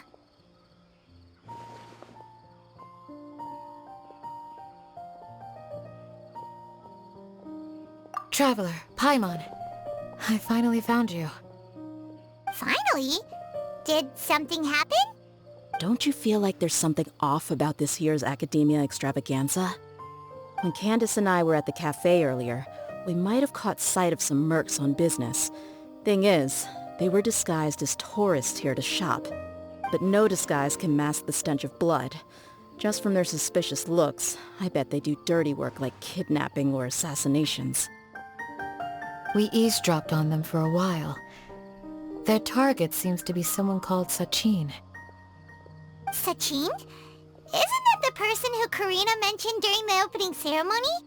He's apparently the sponsor behind the competition prizes and the diadem of knowledge, but he hasn't shown himself at all. Sounds like a rich person, all right. It makes sense now. The Eremites have been struggling to make ends meet recently, so a lot of groups have been doing private work that involves the rich. In their words, one gig sets you up for half a year. Just one job like this nets them enough mora to take it easy for a while. The extravaganza has brought many tourists to Sumeru City all at once, so it's likely that they took advantage of the bustle to sneak in. Dia and I wanted to directly capture them, but they were on guard and made some excuse to slip away. I would have tied him up if it wouldn't have caused a scene. Who's legally supposed to take care of this kind of thing? The Matra or the Corps of 30? If Sino were here, he'd definitely get involved. Why don't we head over to the Academia and tell Matra? Thanks a million, you two. Not at all. It was coincidence on our part as well. Yeah, don't sweat it. The Eremites' reputation is gonna get even worse if these scumbags succeed. But this is Sumeru City. Candace and I don't have as much freedom to act here, so we're leaving this in your hands. Should you require our aid, come find us at the cafe.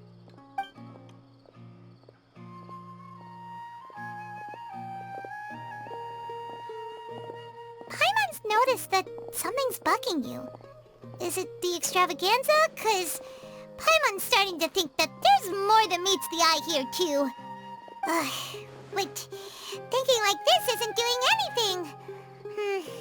Let's just go find Matra.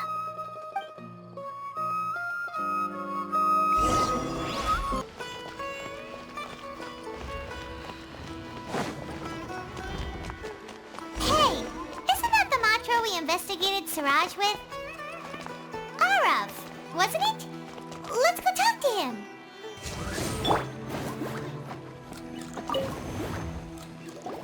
Hello, both. It's been a while. Do you have any issues to... Someone's planning to kidnap Sachin. Goodness. Though I suppose it's not all that surprising. The growing popularity of the extravaganza has given him quite the reputation boost as its sponsor. He's seen as one of these super rich types. Well, since he's got a target on his back now, shouldn't you send some people to protect him? To tell you the truth, we've thought about doing just that. However, Sachin apparently prefers to spend most of his time out doing field work, and hardly ever comes back to Sumeru City. Our only lead is something he once said. Each time the Inter-Darshan Championship is held, I will be watching from close by to choose a suitable person to inherit my estate. Assuming he remains committed to that promise, then he must be right here in the city somewhere. I suspect that the Eremites in question must have heard about that as well, and decided... So, they shouldn't know where Sachin is either, right? I would assume not. Anyway, Mahamatra Saino is still on vacation, so I'll handle this. Don't you worry. A couple of kidnappers aren't gonna get very far in Sumeru City these days. I have my ways of forcing them out into the open. All of that said, if you're interested in Sachin's story, why don't you try tracking him down as well? The sooner we ascertain his whereabouts, the quicker we can act to ensure his safety. I mean, you could task all the Matra and the whole Corps of 30 with someone's protection, but if the client doesn't show themselves, there's nothing we can do to help them. Fair point. Guess we should start searching for him too, but where should we start? None, I'm afraid. He's never committed any crimes or broken academic protocol, so we don't have a very detailed file on him. I've heard that Alhacén has now stepped down from his post as acting Grand Sage and is back to being the scribe again. Maybe it's worth checking to see if he knows anything. Good idea! Okay, we'll head back to the extravaganza venue and see if we can find him.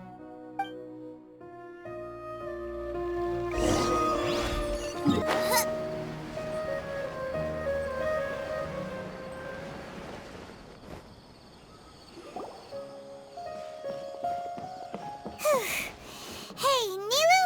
Have you seen Alhacén anywhere? Alhacén? Why, what is it? We're trying to track down someone and we need him to pull up some records for us. Oh, I see. Sorry, I don't know where he went. He's always the first to leave after the competition ends, and he never tells anyone where he'll be going. Huh. Yeah, actually that sounds about right for him. Let me think. To be honest, he doesn't seem very interested in the extravaganza, so he probably doesn't stick around longer than he has to.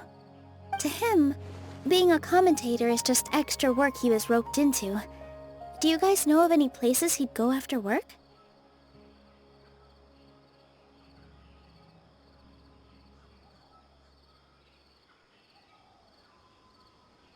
Ooh, maybe. Paimon remembers that his house isn't that far from here, so we might as well check it out.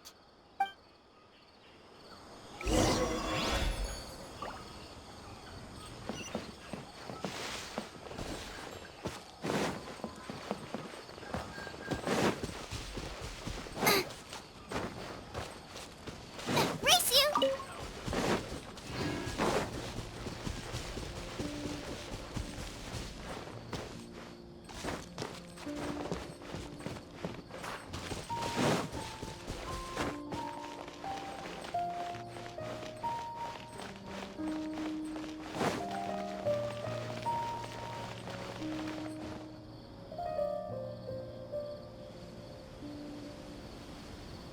Let's try knocking.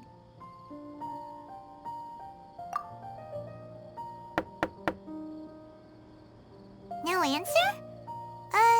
Maybe no one's home. Hello? Alhacén? Are you in? We need your help with something. Oh, it's you two? Oh, Kaveh, you're home. Come on in, I'll get the door for you.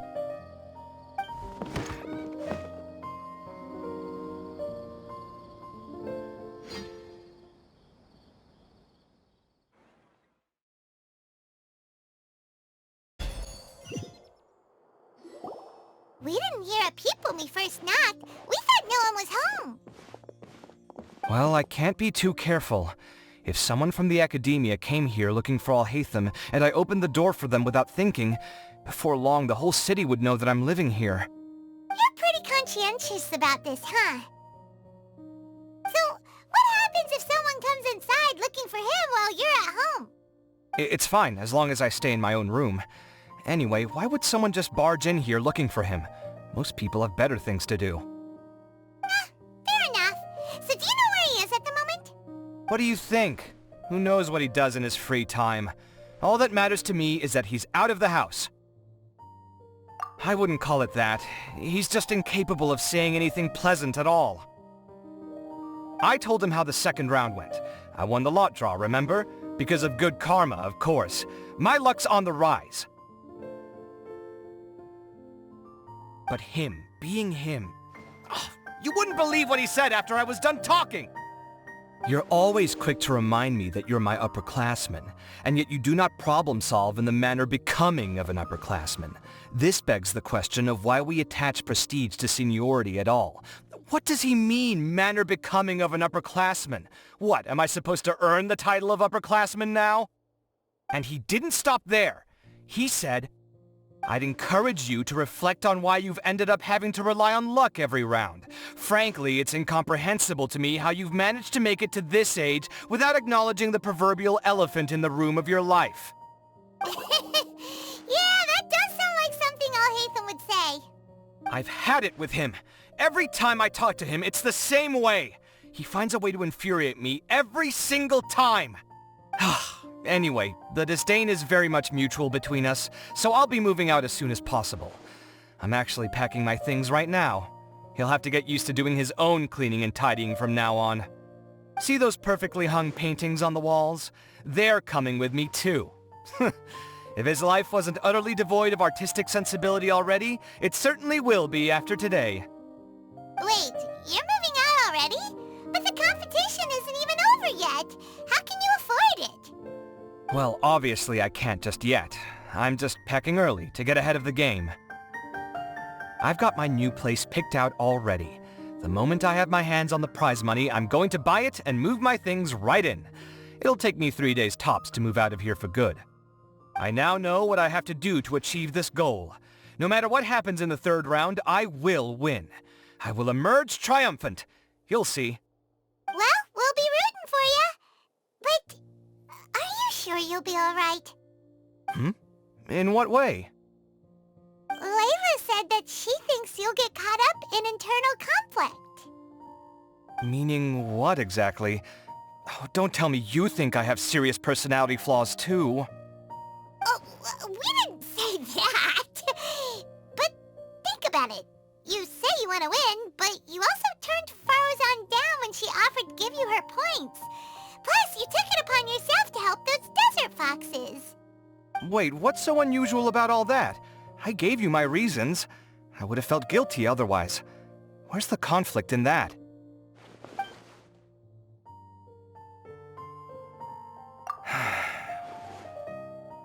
Well, when you put it like that, yes, why indeed? It's a good question. I guess it's just in my nature. Plus, if I just did nothing, then there'd be no escaping the blame if something bad came of it later down the line. But thinking like that all the time must make your life so exhausting. Not to mention that by helping out, you put yourself at risk. Fainting in the middle of the desert, for example. Was that really worth it? It's complicated. Look, let's maybe leave this conversation for another time. What was it you needed Alhaitham's help with, anyway? Sachin? Huh. He did actually mention a Sachin recently. I remember he brought a few documents home that day. He was thinking out loud as he looked through them, making some notes and doodling as he went. He even suggested that I should take a look, but I didn't. Give me a moment. Let me go find them.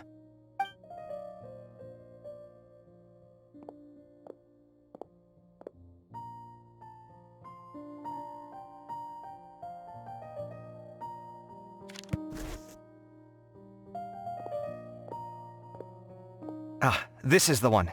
Here, take it. You sure With taking liberties? He's certainly okay with helping himself to my beer whenever he pleases. And anyway, he did ask me if I wanted to read his notes. I didn't see the point at the time, so he just left them on the side. He doesn't leave documents lying around unless he's okay with other people reading them.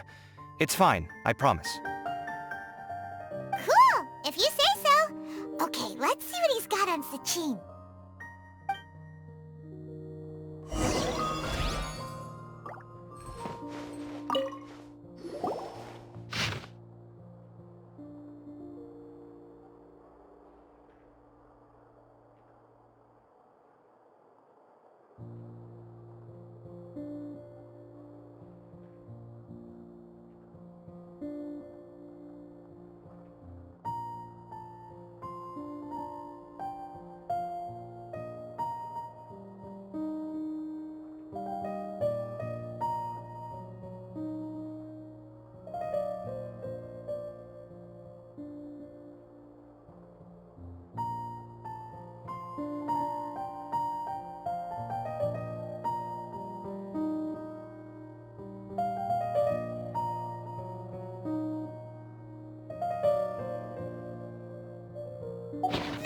A lot of information.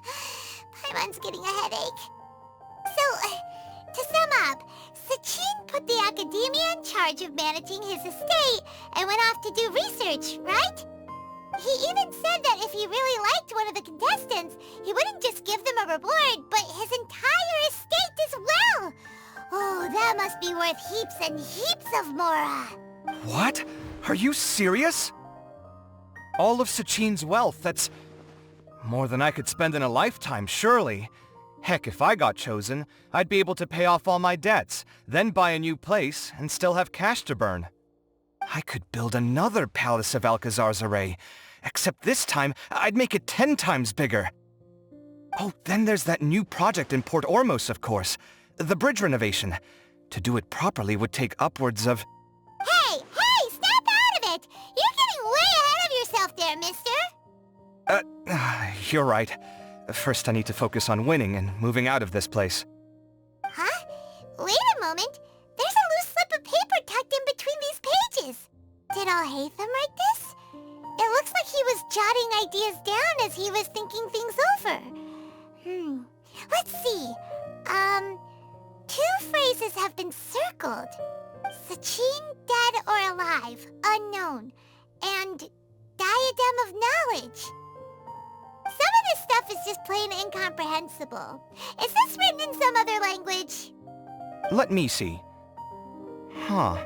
I recognize this script. Give me a second. Lofty ideals may provide no defense at all against nihilism, but perhaps little decisions can. That's a rough translation anyway. I can't guarantee it's 100% accurate. There's another smaller line of text underneath.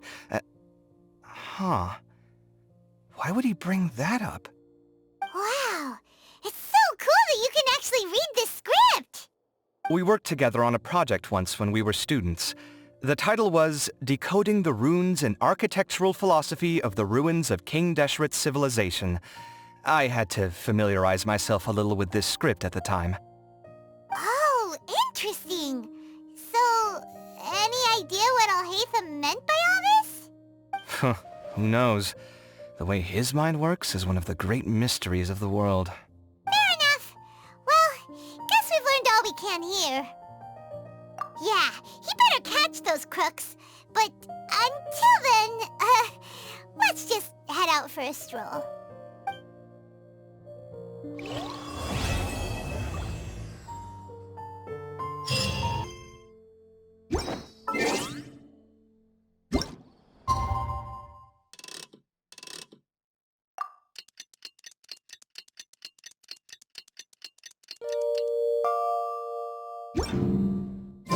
Paimon just heard that the Matra have arrested some Eremites who snuck into the city. Maybe they were the ones plotting to kidnap Sachin. Let's go to the Academia and check with Aarav.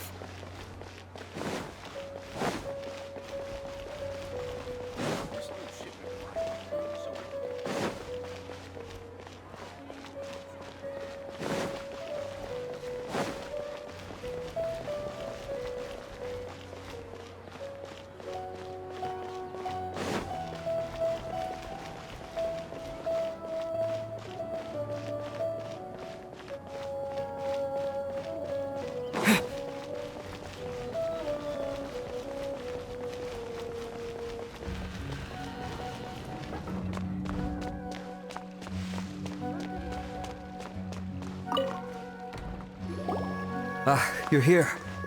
Sorry, I was just about to send someone to inform you. I only just finished interrogating the suspects. What did you find out? Well, lots of unexpected details, let's put it that way. The mercs themselves were surprisingly easy to catch. We just had someone dress up as Sachin and they took the bait. But then it starts to get messy. During the interrogation, we learned that they were hired by Sachin's own child. What? Why would someone want to kidnap their own father? What's up with that? It's anybody's guess at this point. In any event, apparently the guys we caught are just the tip of the iceberg. Most of them are still snooping around outside the city. We're diverting manpower as we speak to try and round them all up. Would you like to come along? Sure! Let's go get to the bottom of all this!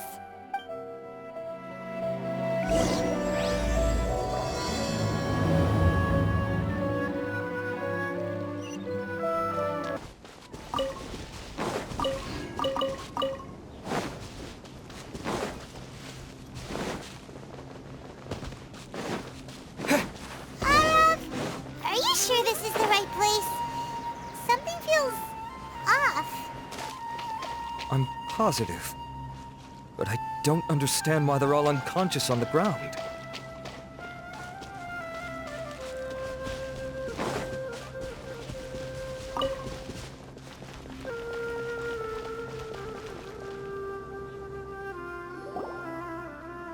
Boss, we got more company.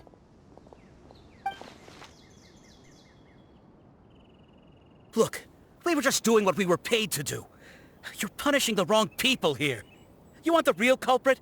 It's this guy. He hired us to kidnap Sachin. What happened? Who beat you all up? Wait, you mean you aren't with them? With who? Who did this?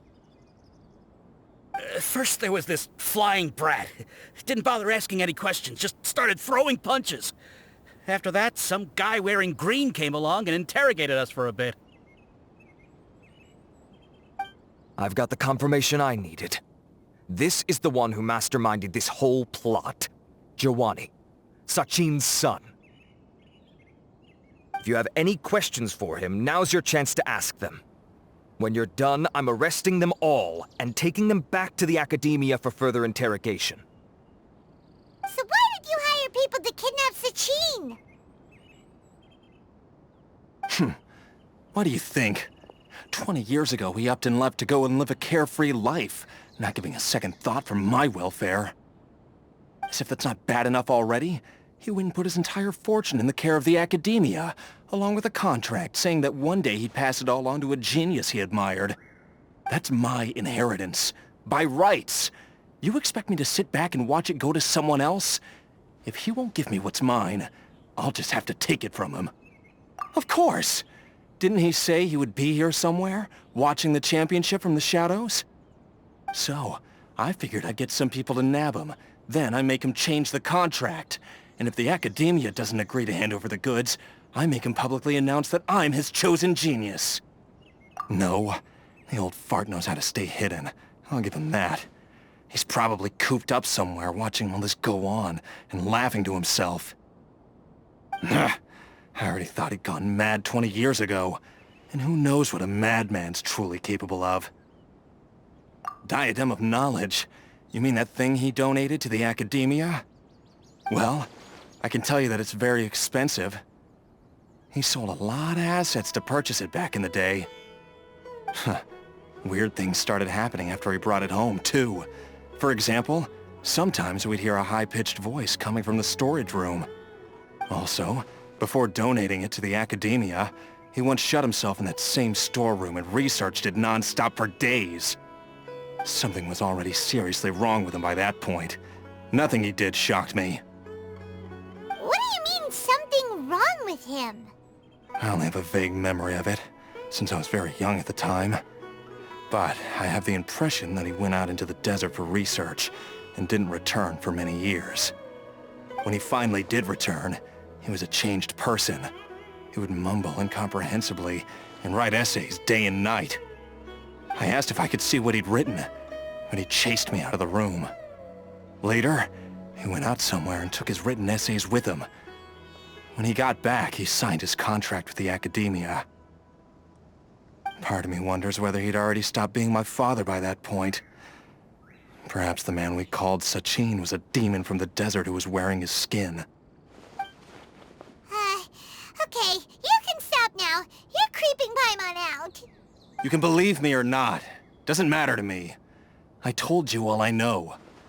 But if you do see Sachin, tell him this for me. Whatever it is that he's researching out there, he'll always be garbage in my eyes. You finished? In that case, come with us. Well, we finally caught the guy behind all this. Thanks for providing us with the critical information. Do you still have any lingering concerns? Yeah! Alhatham's notes do mention that item. Scribe Alhatham looked into this matter. Understood. Well, if you believe there to be an issue with the diadem, I'd suggest contacting the organizers and getting them to pause the competitions while we investigate. That makes sense. Okay then, let's get back to the venue. We need to tell Karina what's going on.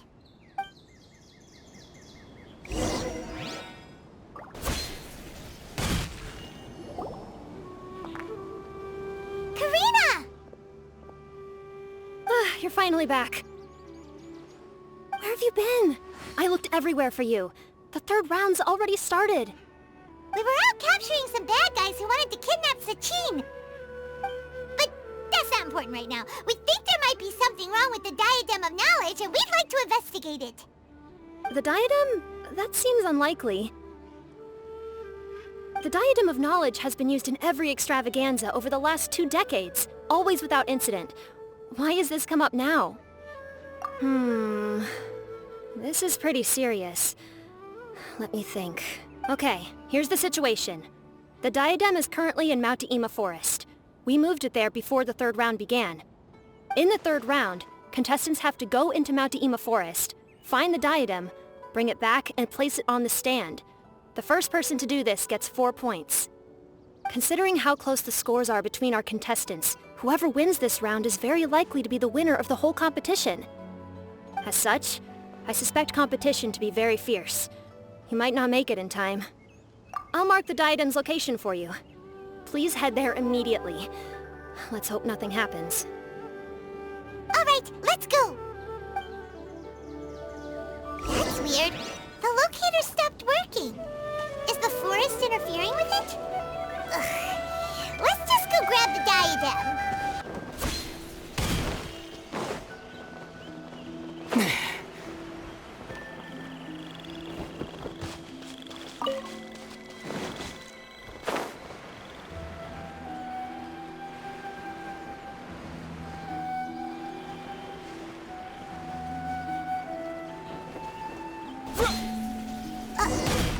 Uh-oh.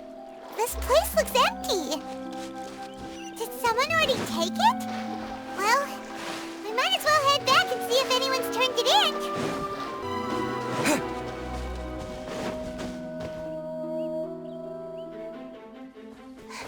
Oh, looks like Laila has seized the diadem. But getting to the goal won't be easy.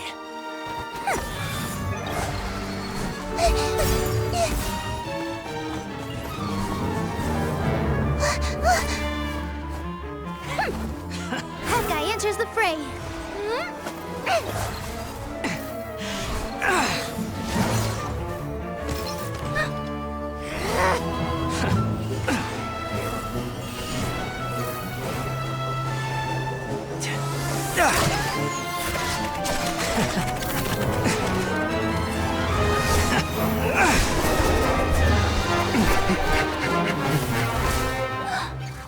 Arizon's device has gone haywire.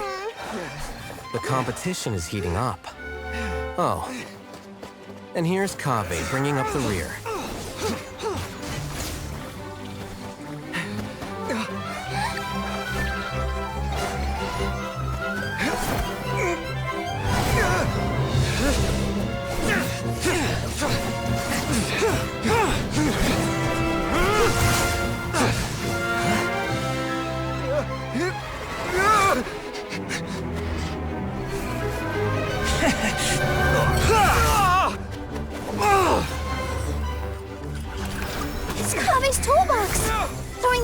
back to its owner.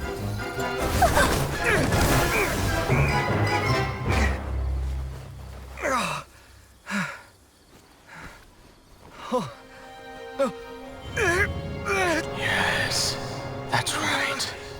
Put the diadem in place, and you shall gain all you desire. Who are you? I need you to get out of my head! I am confident that you will not disappoint me. What just happened to me?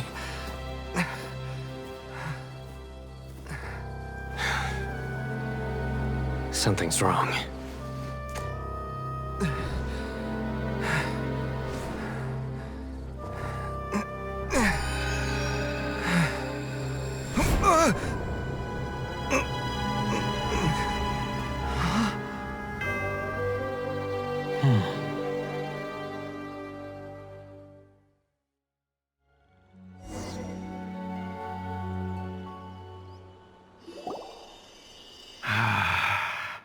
At long last, someone to inherit my estate, and with it, my research. Come, Kaveh. Come to me, my child. How do you know my name? Who are you? I am Sachin. Well, to be precise, I am but a fragment of Sachin's mind. Fate is a curious thing. Seeing you reminds me of another I once met. But you are made of sterner stuff than he, more cognizant of the trials and tribulations of this world. It is you who are worthy to inherit all that I once owned. We meet for the first time, children. But what I mean to say now is of utmost importance. So please, pay attention and bear witness. You have all performed outstandingly in this Interdarshan Championship. The Academia has many rare talents among its ranks, and you are the creme of the creme. But if I were to choose a successor, I would choose you, Kaveh. Not only because you were victorious, but also due to our similarities in character. Me? Similar to you? Why, yes. Both of us have the misfortune to be idealists. And that is the source of our misery. 28 years ago, I came to the desert and lived there for 8 full years. What do you think I saw there? Alas, endless strife and slaughter. Conflict over water sources. Robbing of merchant caravans. Exploitation of the people relentlessly, day after day. Beyond the wall of Samiel lay a completely different world from the one I knew. The things I witnessed there tormented me greatly. I wished desperately to find a way to save them. So, did you find a way? As a Vahumana scholar, I tried to use Vahumana knowledge to find the answer. I researched history and anthropology, performed countless experiments on human nature, and even sought out the scholars living deep in the desert who called themselves the Lost Darshan. But in the end, I found that the answer I sought simply did not exist. It was not possible to simply assign blame for these transgressions to any one party, for the sins are carved into humanity's very nature. Our nature begets conflict, and conflict begets destruction. This is the aim of my research, was to draw lessons from history. But what I discovered was that history offers no such guidance. Things can only ever go from bad to worse. After this realization, I could no longer see the meaning in anything that I had ever learned. Consumed by an overwhelming sense of emptiness, I could no longer bear to face life. And so, I decided to bring my life to an end. But before I went through with it, a strange twist of fate led me to come into the possession of this diadem, which has the ability to preserve part of one's consciousness. Into it, I placed my experiences before requesting that the Academia manage my estate. As I thought. The contract you signed with the Academia was in essence your will. But if you'd given up hope on this world, why did you feel the need to do this? I mentioned that I had performed a great many experiments concerning human nature. You may regard this as the very last experiment of them all.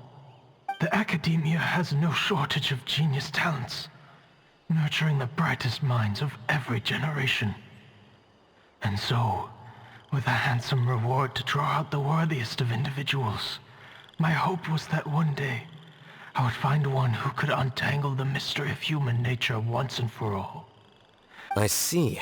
So you desired a successor who was not only a genius, but who also understood the suffering of ordinary people. Such a person would have a clearer understanding of humanity, society, and the world. Huh? But did you ever consider that wealth numbs the human heart to the pain in the world? Even an idealist may be incapable of following through on your wishes after inheriting your wealth. You are highly intelligent, yet you are not the sort of person who would understand my line of thinking. To me, this is also part of the experiment, part of my investigation into human nature. Whether my successor suffers as a consequence of my research, or succumbs to an indulgence in pleasure-seeking, my research will have progressed. I grieve the fundamental sickness of the world. I regret the unbearable weight of its history, and I lament the research that I failed to complete. And this, Kaveh, my dear child, is why you will be of great utility to me. You're absolutely certain that you want to give me everything you owned? For me to do with as I please? I have faith in what I see in you. Now wear the diadem, Kaveh, and complete the journey that I could not.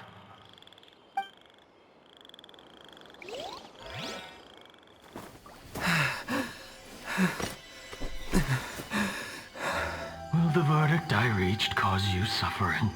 Or will this newfound wealth numb your heart? I look forward to your answer. All of my research materials are being stored at our... Huh? I've heard enough! My life's enough of a mess already. The last thing I need is more suffering. Keep your Mora. I don't need it. Didn't you say that you saw a lot of people in pain? Well, if that's the case, then your wealth can go to them.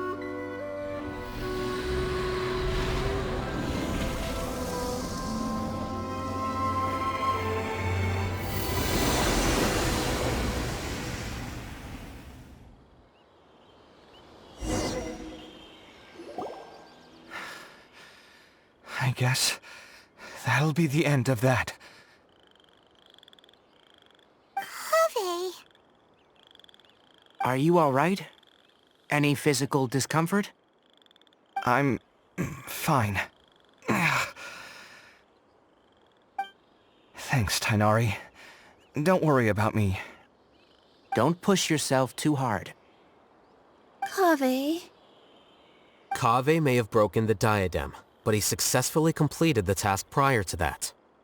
According to the rules, this makes him the victor of round 3. Points-wise, this also makes him the winner of the Inter-Darshan Championship.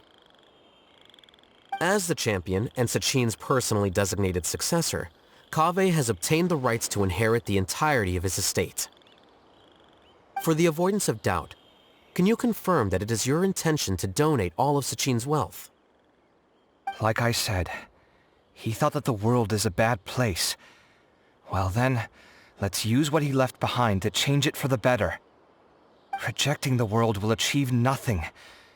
He and I, we're not the same. All right. As the scribe, I will make a record of this incident on file. The sages will contact you in person for details on how exactly Sachin's estate is to be used. That sounds fine. I don't know if his research findings were right, nor would I know how to finish his research for him. But what I do know is that by ending this here, no contestants will have to suffer. We won't be the last. There will be more championships to come, and countless future scholars will follow in our footsteps. Sachin's words can only cause pain, but not anymore. No one else has to hear them now. We're all scholars here. I know full well that shutting down his views like this is autocratic and arrogant. Fine by me. I'll bear that responsibility. It's the least I can do. And, well, it's the only thing I can do. Well said. What you've expressed is a sense of justice and idealism that many aspire to, but few dare follow through with. I say this despite the fact that, in my view, it's quite ridiculous. You have long been aware of what your flaws are, but your pride alone prevents you from admitting it. Nevertheless, your perspective is well suited to appearing in a victory speech.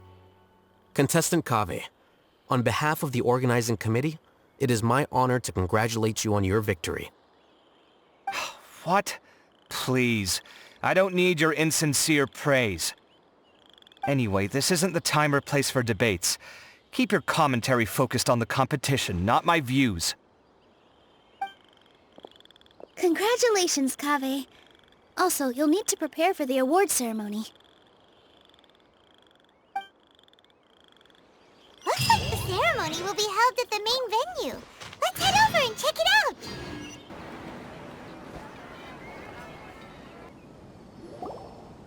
Thank you all for your excellent performance. And that brings this year's Interdarshan Championship to a close.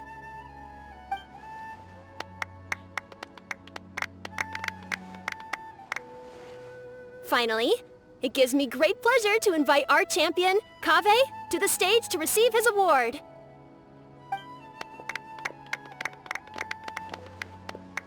Typically at this point, we would crown our champion with the diadem as well as presenting them with their award.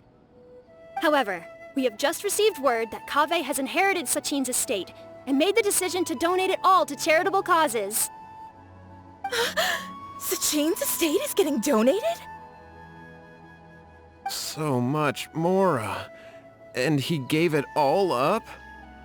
Kaveh's generosity will give many struggling families the chance to change their lives for the better. Of course, without the diadem and prize money to present, this makes the award ceremony a little more concise than expected. Would you like to say a few words, Kaveh? I'm sure many of our audience, like myself, are curious to learn why you decided to give all this wealth away. I'm not entirely sure what I should say under these circumstances. I'm glad to have won, even though I'd say luck played a big part in that. As for why I want to give the Mora away, I don't support Sachin's views, and I don't want to take his Mora. With a lot of things in life, people need to experience them for themselves. It shouldn't be up to one person to make a judgment on. Not him, and not me either. Anyway, this isn't really the time and place for such weighty and complicated topics. So, I guess that's all. I'll leave it there. Thanks very much. Oh, Kaveh, just one moment. While this is a short and sweet award ceremony, we do still have a prize to present you with. Please take this limited edition Genius Invocation TCG card. Additionally, your champion status will be logged in your record. This means that the Sages will give priority consideration to any future project proposals you submit. All right, I'll take the card.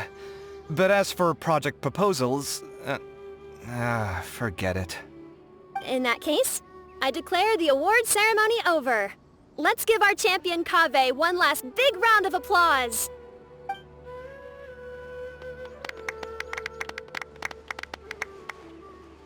I still don't really get it. The sum of Mora would have been enough for me to live in luxury for my entire life. That just means you're not strange enough to understand the way that geniuses think. Come on, we've still got the whole Wisdom Gala to explore.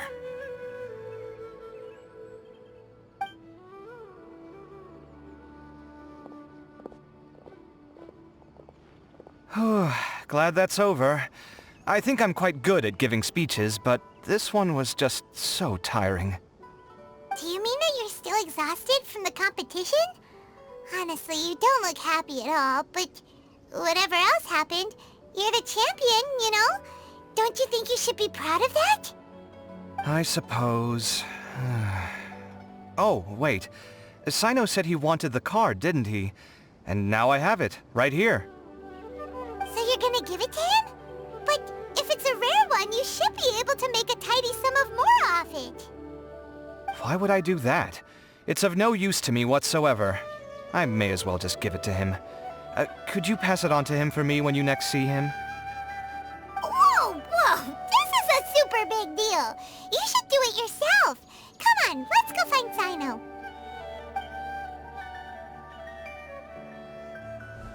Huh? But I was gonna rest for a while longer. Hey, stop pulling my hair!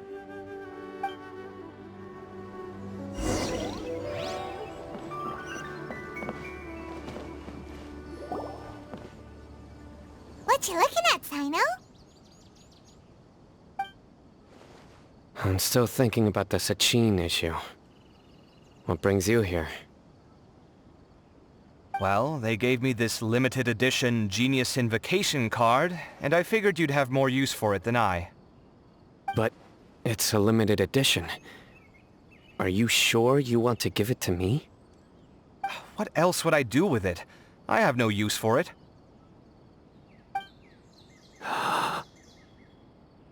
But it's limited edition. Kaveh, are you in trouble? You don't have to do all this. Just tell me what's wrong and I will help. Oh, that's not what I meant at all. Yes, I have all sorts of problems, but that has absolutely nothing to do with this card. I'll figure my own issues out by myself. All right. In that case, I accept your generosity. But now that I realize that you have no concept of its value, I cannot simply take it from you. How about this? I shall buy it from you at a fair price.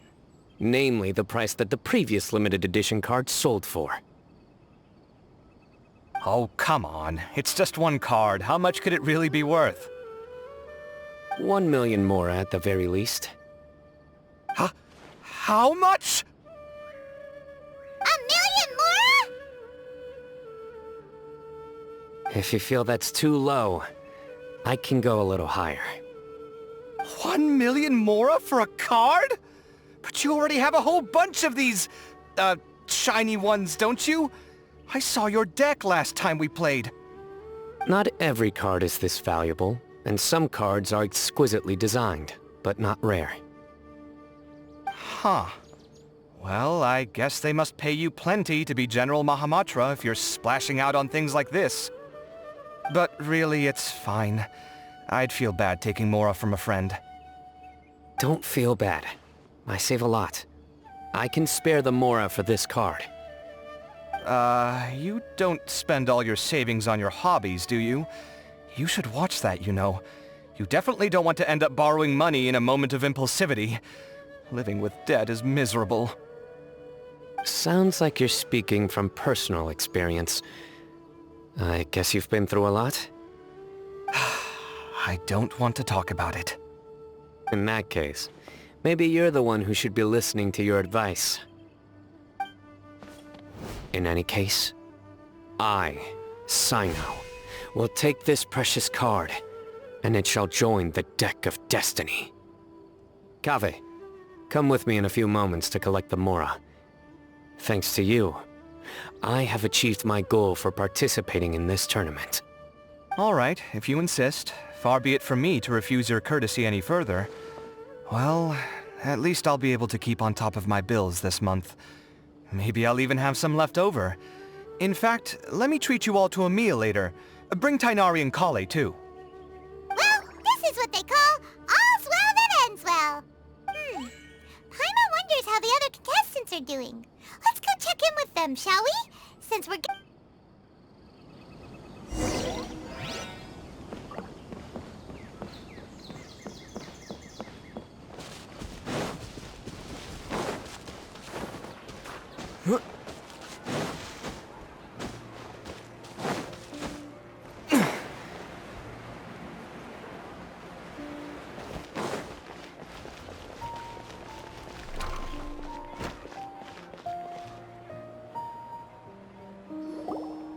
I'm telling you, you can't go wrong taking advice from me on what to wear. Back in the day, my fashion style was considered cutting edge by everyone in the academia. Really? Well then, sure, Madame Farazan. Maybe you could pick out a few fashionable outfits for us. Farazan! Nilu! Even Dia and Candace are here! What are you all up to? Candace and I bumped into these two while we were strolling through the streets. Madame Farazan here's pretty friendly. When she heard that we were buying clothes, she decided to give us some help. I don't really see anything I'm familiar with. Never mind. We can purchase some textiles and make the clothes ourselves. Let's go with the plain fabric as our base. And embroider red and pink flowers on. Oh, and some green leaves. Oh, wait a sec. You sure that's the latest style? That sounds a lot like what the older folks back home would wear. Don't worry. This style is a timeless classic. No thanks. This is actually sounding pretty weird. Wait. Madame Farazan's right. That style is a classic, and used to be mainstream fashion. But these, if you don't mind, how about I pick some clothes out for everyone? It's not often that we get to meet up, especially since Candace rarely makes it to Sumeru City. Also, I know a few places where I can get a great bargain. Sure. I'm happy to leave it to you. I'll come with you to have a look. One always has to keep on top of what the youth of today are into.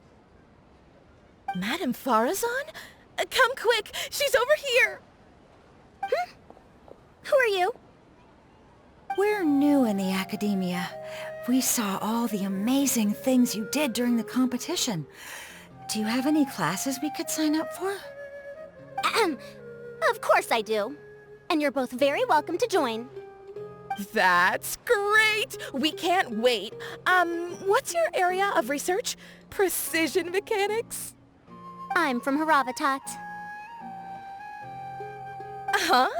But you seem like an expert in machines. Wait, sorry. I remember now. You were representing the Haravatat Darshan in the championship. Oh, their classes are so boring, though. I'm sorry, ma'am. Let me know if you run any other classes in the future. I'll be there. I knew it. What about you? Aren't you going to leave with your friend? I think you're amazing, Madame Farazan, and I'd like to learn from you for a while, if possible. I can take the class you're teaching as an option, even though cross-Darshan lessons might be a little tough to arrange. But I look forward to learning from you. I see. You're a good egg, child. Don't worry. Study under me, and I promise you, you will get the best teaching available. Thank you so much, ma'am. Well, I won't disturb you any further. See you in class. I don't quite understand what happened there, but congratulations, I think. Traveler, Paimon, would you two like to come and pick out some clothes? Sorry, we can't. We've got a meal with Kaveh later, and we have to check in with all the other contestants before then. Oh, by the way, have any of you seen Hat Guy or Layla? I don't know where Hat Guy went. We just saw Layla not too long ago, though. But she was hanging out with some other Ratahoa students, so we didn't get a chance to speak with her. Are you gonna go and see what she's up to? Ratahoa students? They must be the ones who voted for her to enter the competition, right? Oh, she didn't end up winning, so Paimon wonders how they feel about that. Let's go...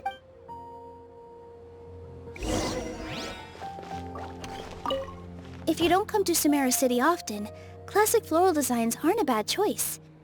And of course, since you're putting this on your body, you need to consider the type of fabric the clothes are made from. Some Agreed. After all, is fashion not the constant phasing in and out of classics? In that sense, you could always consider the style I suggested too. Wait, sorry, ma'am, but I think it could be quite a while before the style you recommended comes back into fashion. I actually think the style recommended by Madame Farazan is quite beautiful. Isn't it just? You have a discerning eye, my dear.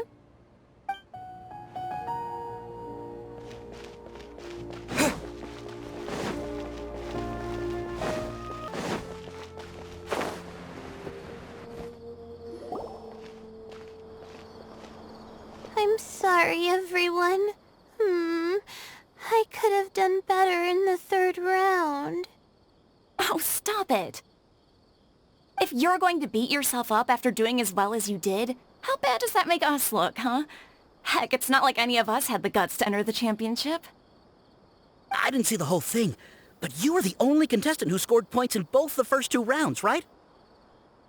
And I heard that you actually found the diadem first in round 3. You came so close to winning the competition. Aw, I just got lucky, I think. That can't be true. You had some really stiff competition out there.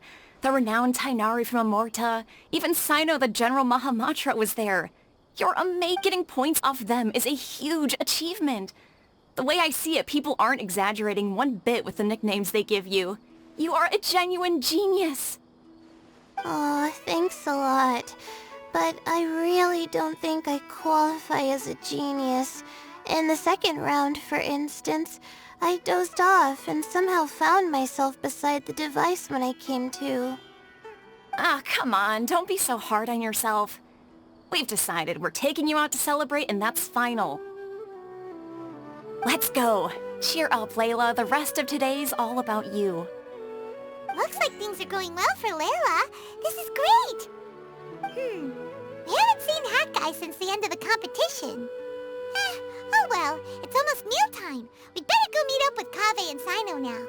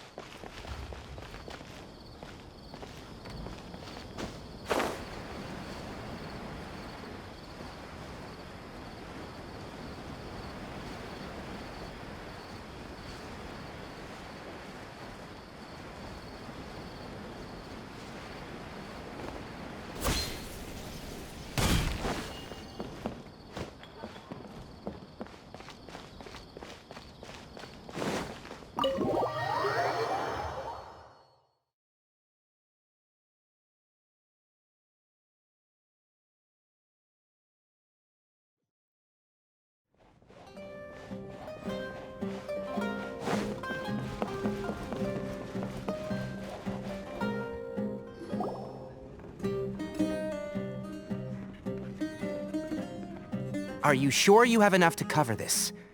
Don't blow it all at once. Don't worry. I budgeted very carefully, and this is well within my means. Anyway, I've lost count of how many times you've treated me. It's high time I return the favor. Oh, Traveler, Paimon, over here! Ooh, look at all this! Good food, here we come! I heard that you went to see the other contestants. How's everyone doing? Farzan found herself a student, and Layla's classmates are bowled over by how well she did. We couldn't find Hat Guy, though. Who knows where he's gone? Alhatham's gone missing in action, too. Huh. The one time I'm actually in a good enough mood to treat him to a nice meal, he disappears without a trace. That guy. Where the heck could he have gone? I still have questions about that note he left. Well, whatever. He can do what he wants. Now, let's eat.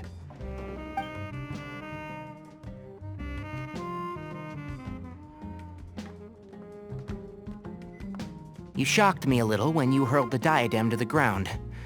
On further reflection, of course, it made sense, but at the time I was expecting at least some amount of deliberation.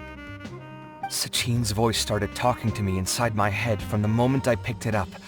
I could feel his emotions, too. It was a mix of despair and horror swirling around inside my mind.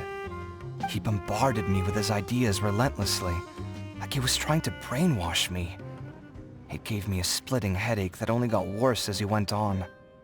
Like I was saying at the time, his views are not necessarily completely without value. But if all his research does is lead to misfortune, then we're probably better off without it. If his forbidden research were to spread in a harmful form and cause people to suffer, the Matra would step in and ban it. I think you did the right thing.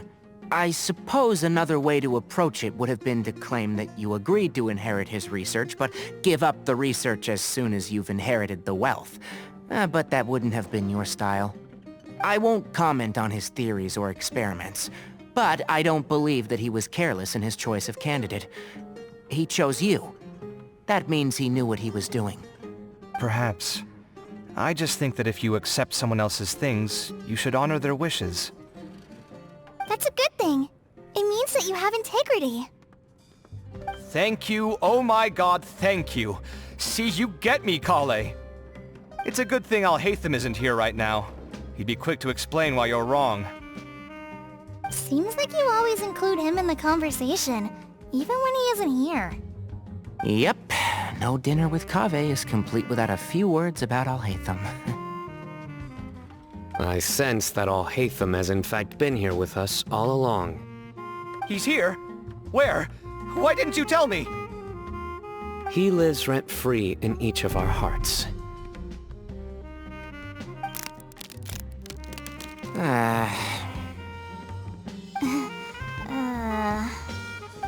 That was horrifying.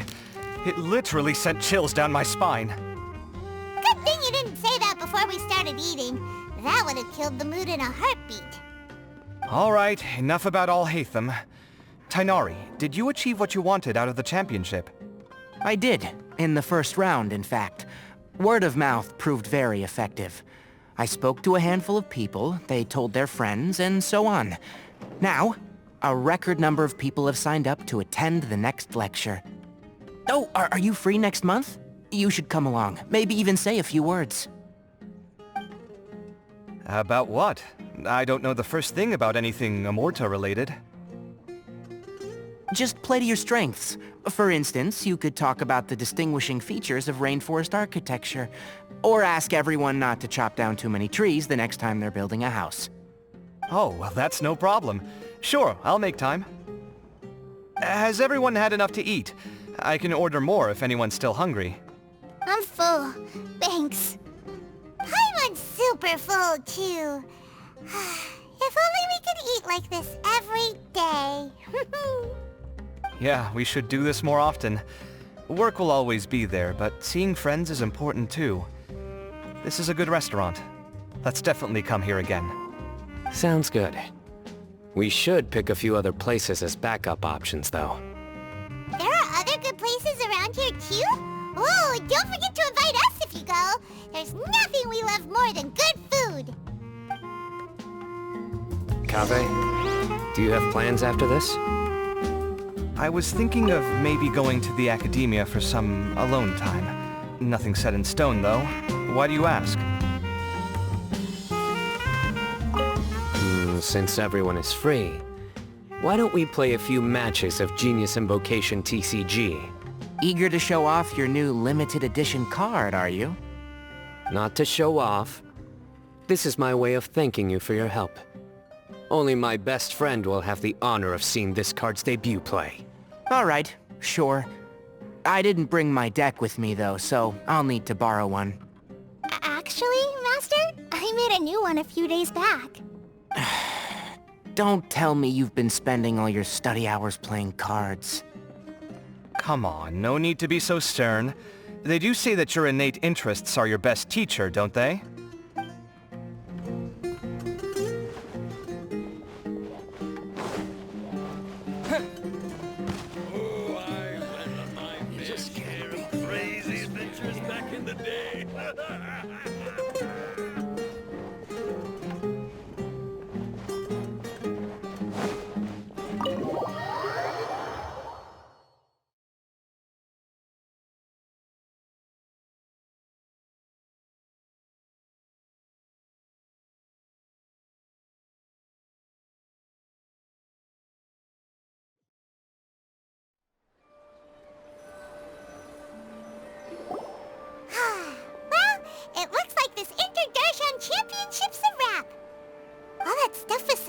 and the diadem got sorted too. Have you still got anything else on your mind? Oh, right.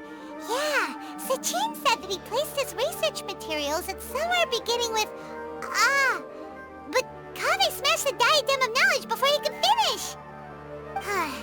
It might be dangerous if someone finds his old research stash, right? Where do you think it could be? Holy smokes, you're right! He said he spent all that time researching in the desert, didn't he? So it's very possible that that's where he'd leave all his notes. Alright then, let's head off to Aara village and try our luck!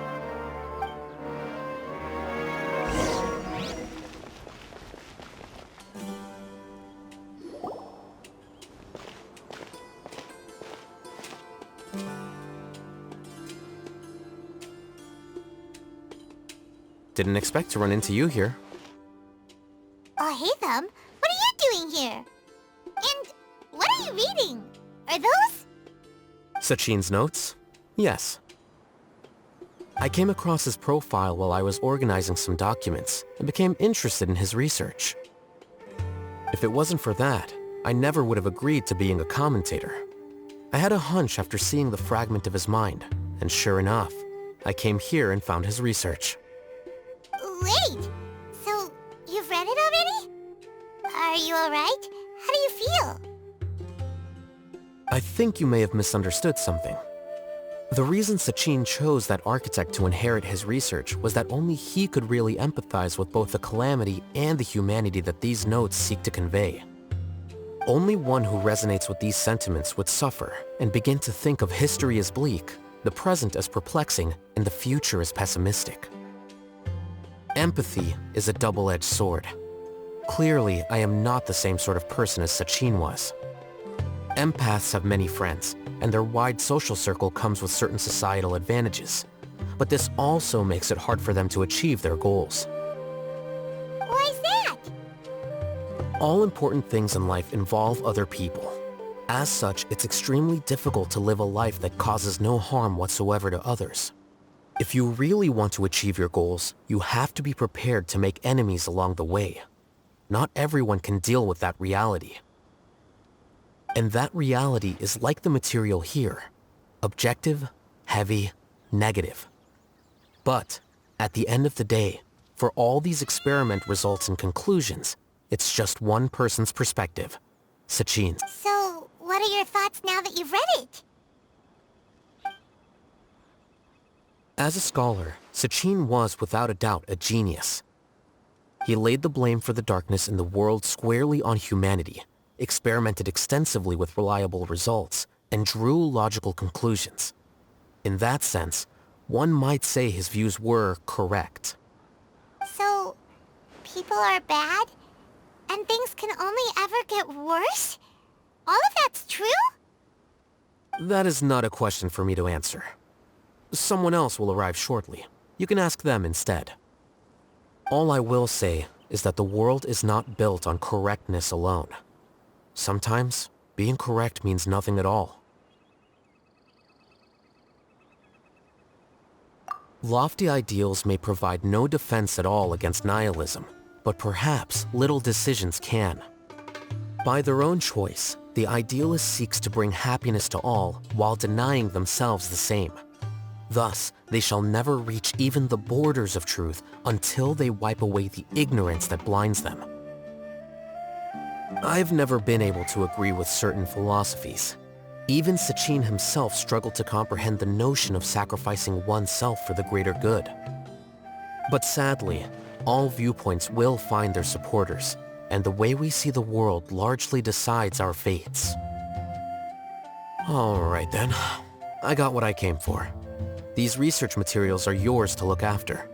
I'll be off. Wait, so you came here just to read this stuff? You missed out on a big get-together, you know. Get-together? Ah, yes, that makes sense. This is a good opportunity for that sort of thing. Guess what? Kaveh treated everyone this time. Then I'm sure he packed up the leftovers for me. See ya.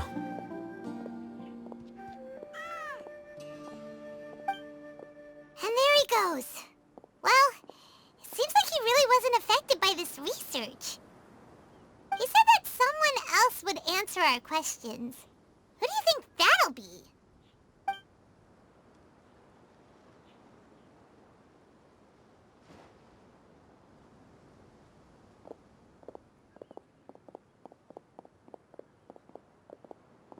Traveler, Paimon, you're already here. Nishida! Oh, and that guy. Wait, so you asked him to take part in the championship? Yes, it was me. Are you surprised? Did you know that there was something wrong with the diadem from the start? And if so, why didn't you switch it out for another one? Because Sachin's research is not mistaken. He spent his entire life researching this topic, and these materials are a result of that. These are the crystallization of his wisdom. Yes, I was worried that the material might cause some disruption, but I didn't want to wipe away all his hard work searching for the truth. So instead, I had Hat Guy here help me keep an eye on things. Seriously? I think you can stop calling me that now. Why? Don't you like it? Well, anyway, if Sachin's chosen successor hadn't been able to handle his research, or if it had brought pain to more people, he would have intervened at a suitable moment. And after all that, the person Sachin chose turned his nose up at his life's work. Pretty hilarious. I was also hoping that this could be an opportunity for you to learn how to interact with people normally. But it looks like that didn't work out. That wasn't necessary. I'm still paying you back for your help. And the last thing I need is more reasons to be indebted to you. Nahida, what did you mean by Sachin's research is not mistaken? Does that mean that you approve of his research? Put it this way instead. Truth to me is like a shroom boar. Some people only see the mushroom on the shroom boar's back, and they conclude that the shroom boar is a mushroom. Others see only the shroom boar's body, and they declare that the shroom boar is a boar. Still others look deeper inside, and determine that the shroom boar is meat. These conclusions are all correct in their own way, but none of them objectively describe the shroom boar. Paimon kinda gets it, but also not really. The world is the same way. No one, not even I included, can understand it in its entirety. All of us are somewhere on the path toward truth. Within the confines of our limited knowledge, some may blindly believe in the beauty of this world, and others may focus only on its evils. In truth, the most important thing isn't what state the world is in now, but what people hope it will become. But of course, I don't mean that as a criticism or a call to action. Ultimately, my duty as the God of Wisdom is to guide every form of wisdom to a place where it can find its purpose. That was a long speech. So what are you actually going to do with these research materials? Because Kaveh, as the successor of this research, does not wish to see these ideas disseminated, I will seal it up. But even though Sachin's research could be considered negative wisdom, it is still a building block of the truth. If someone wishes to follow in his footsteps in the future, I will not stop them. I also look forward to the day that a member of the Vahumana Darshan can not only comprehend his theories, but also find a way out from the despair as well. Vahumana doesn't have that kind of talent. Wait, you're not intending to keep me in Vahumana long term, are you?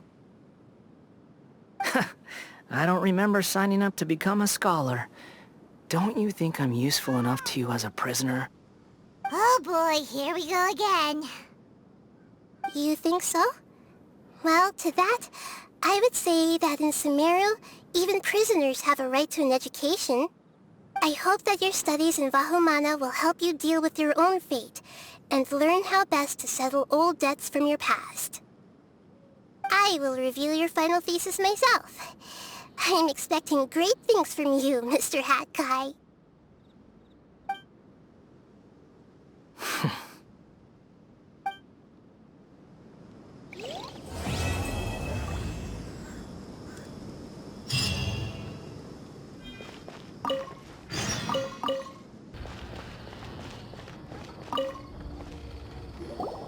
20 years ago, the Academia had just received Sachin's estate. To celebrate the huge investment, the Academia extravaganza that year was grander than usual. I was very young then, and I remember seeing posters for the Interdarshan Championship all over the city.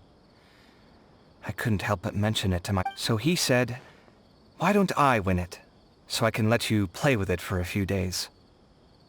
That made me very happy, and I nodded enthusiastically. But to my surprise, he didn't win. And when he got back home, he seemed extremely depressed. Later, he left home, saying that he wanted to do some investigating in the desert. The quicksand got him not long after that. For many years, I couldn't face up to it at all. If I just kept my mouth shut, maybe none of it would have ever happened.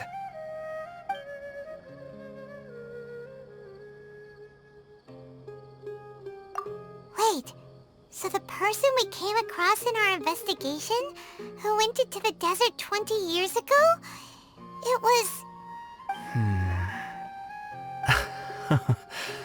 Is that why Sachin thought I looked familiar? I can't believe it. My father was always too kind for his own good.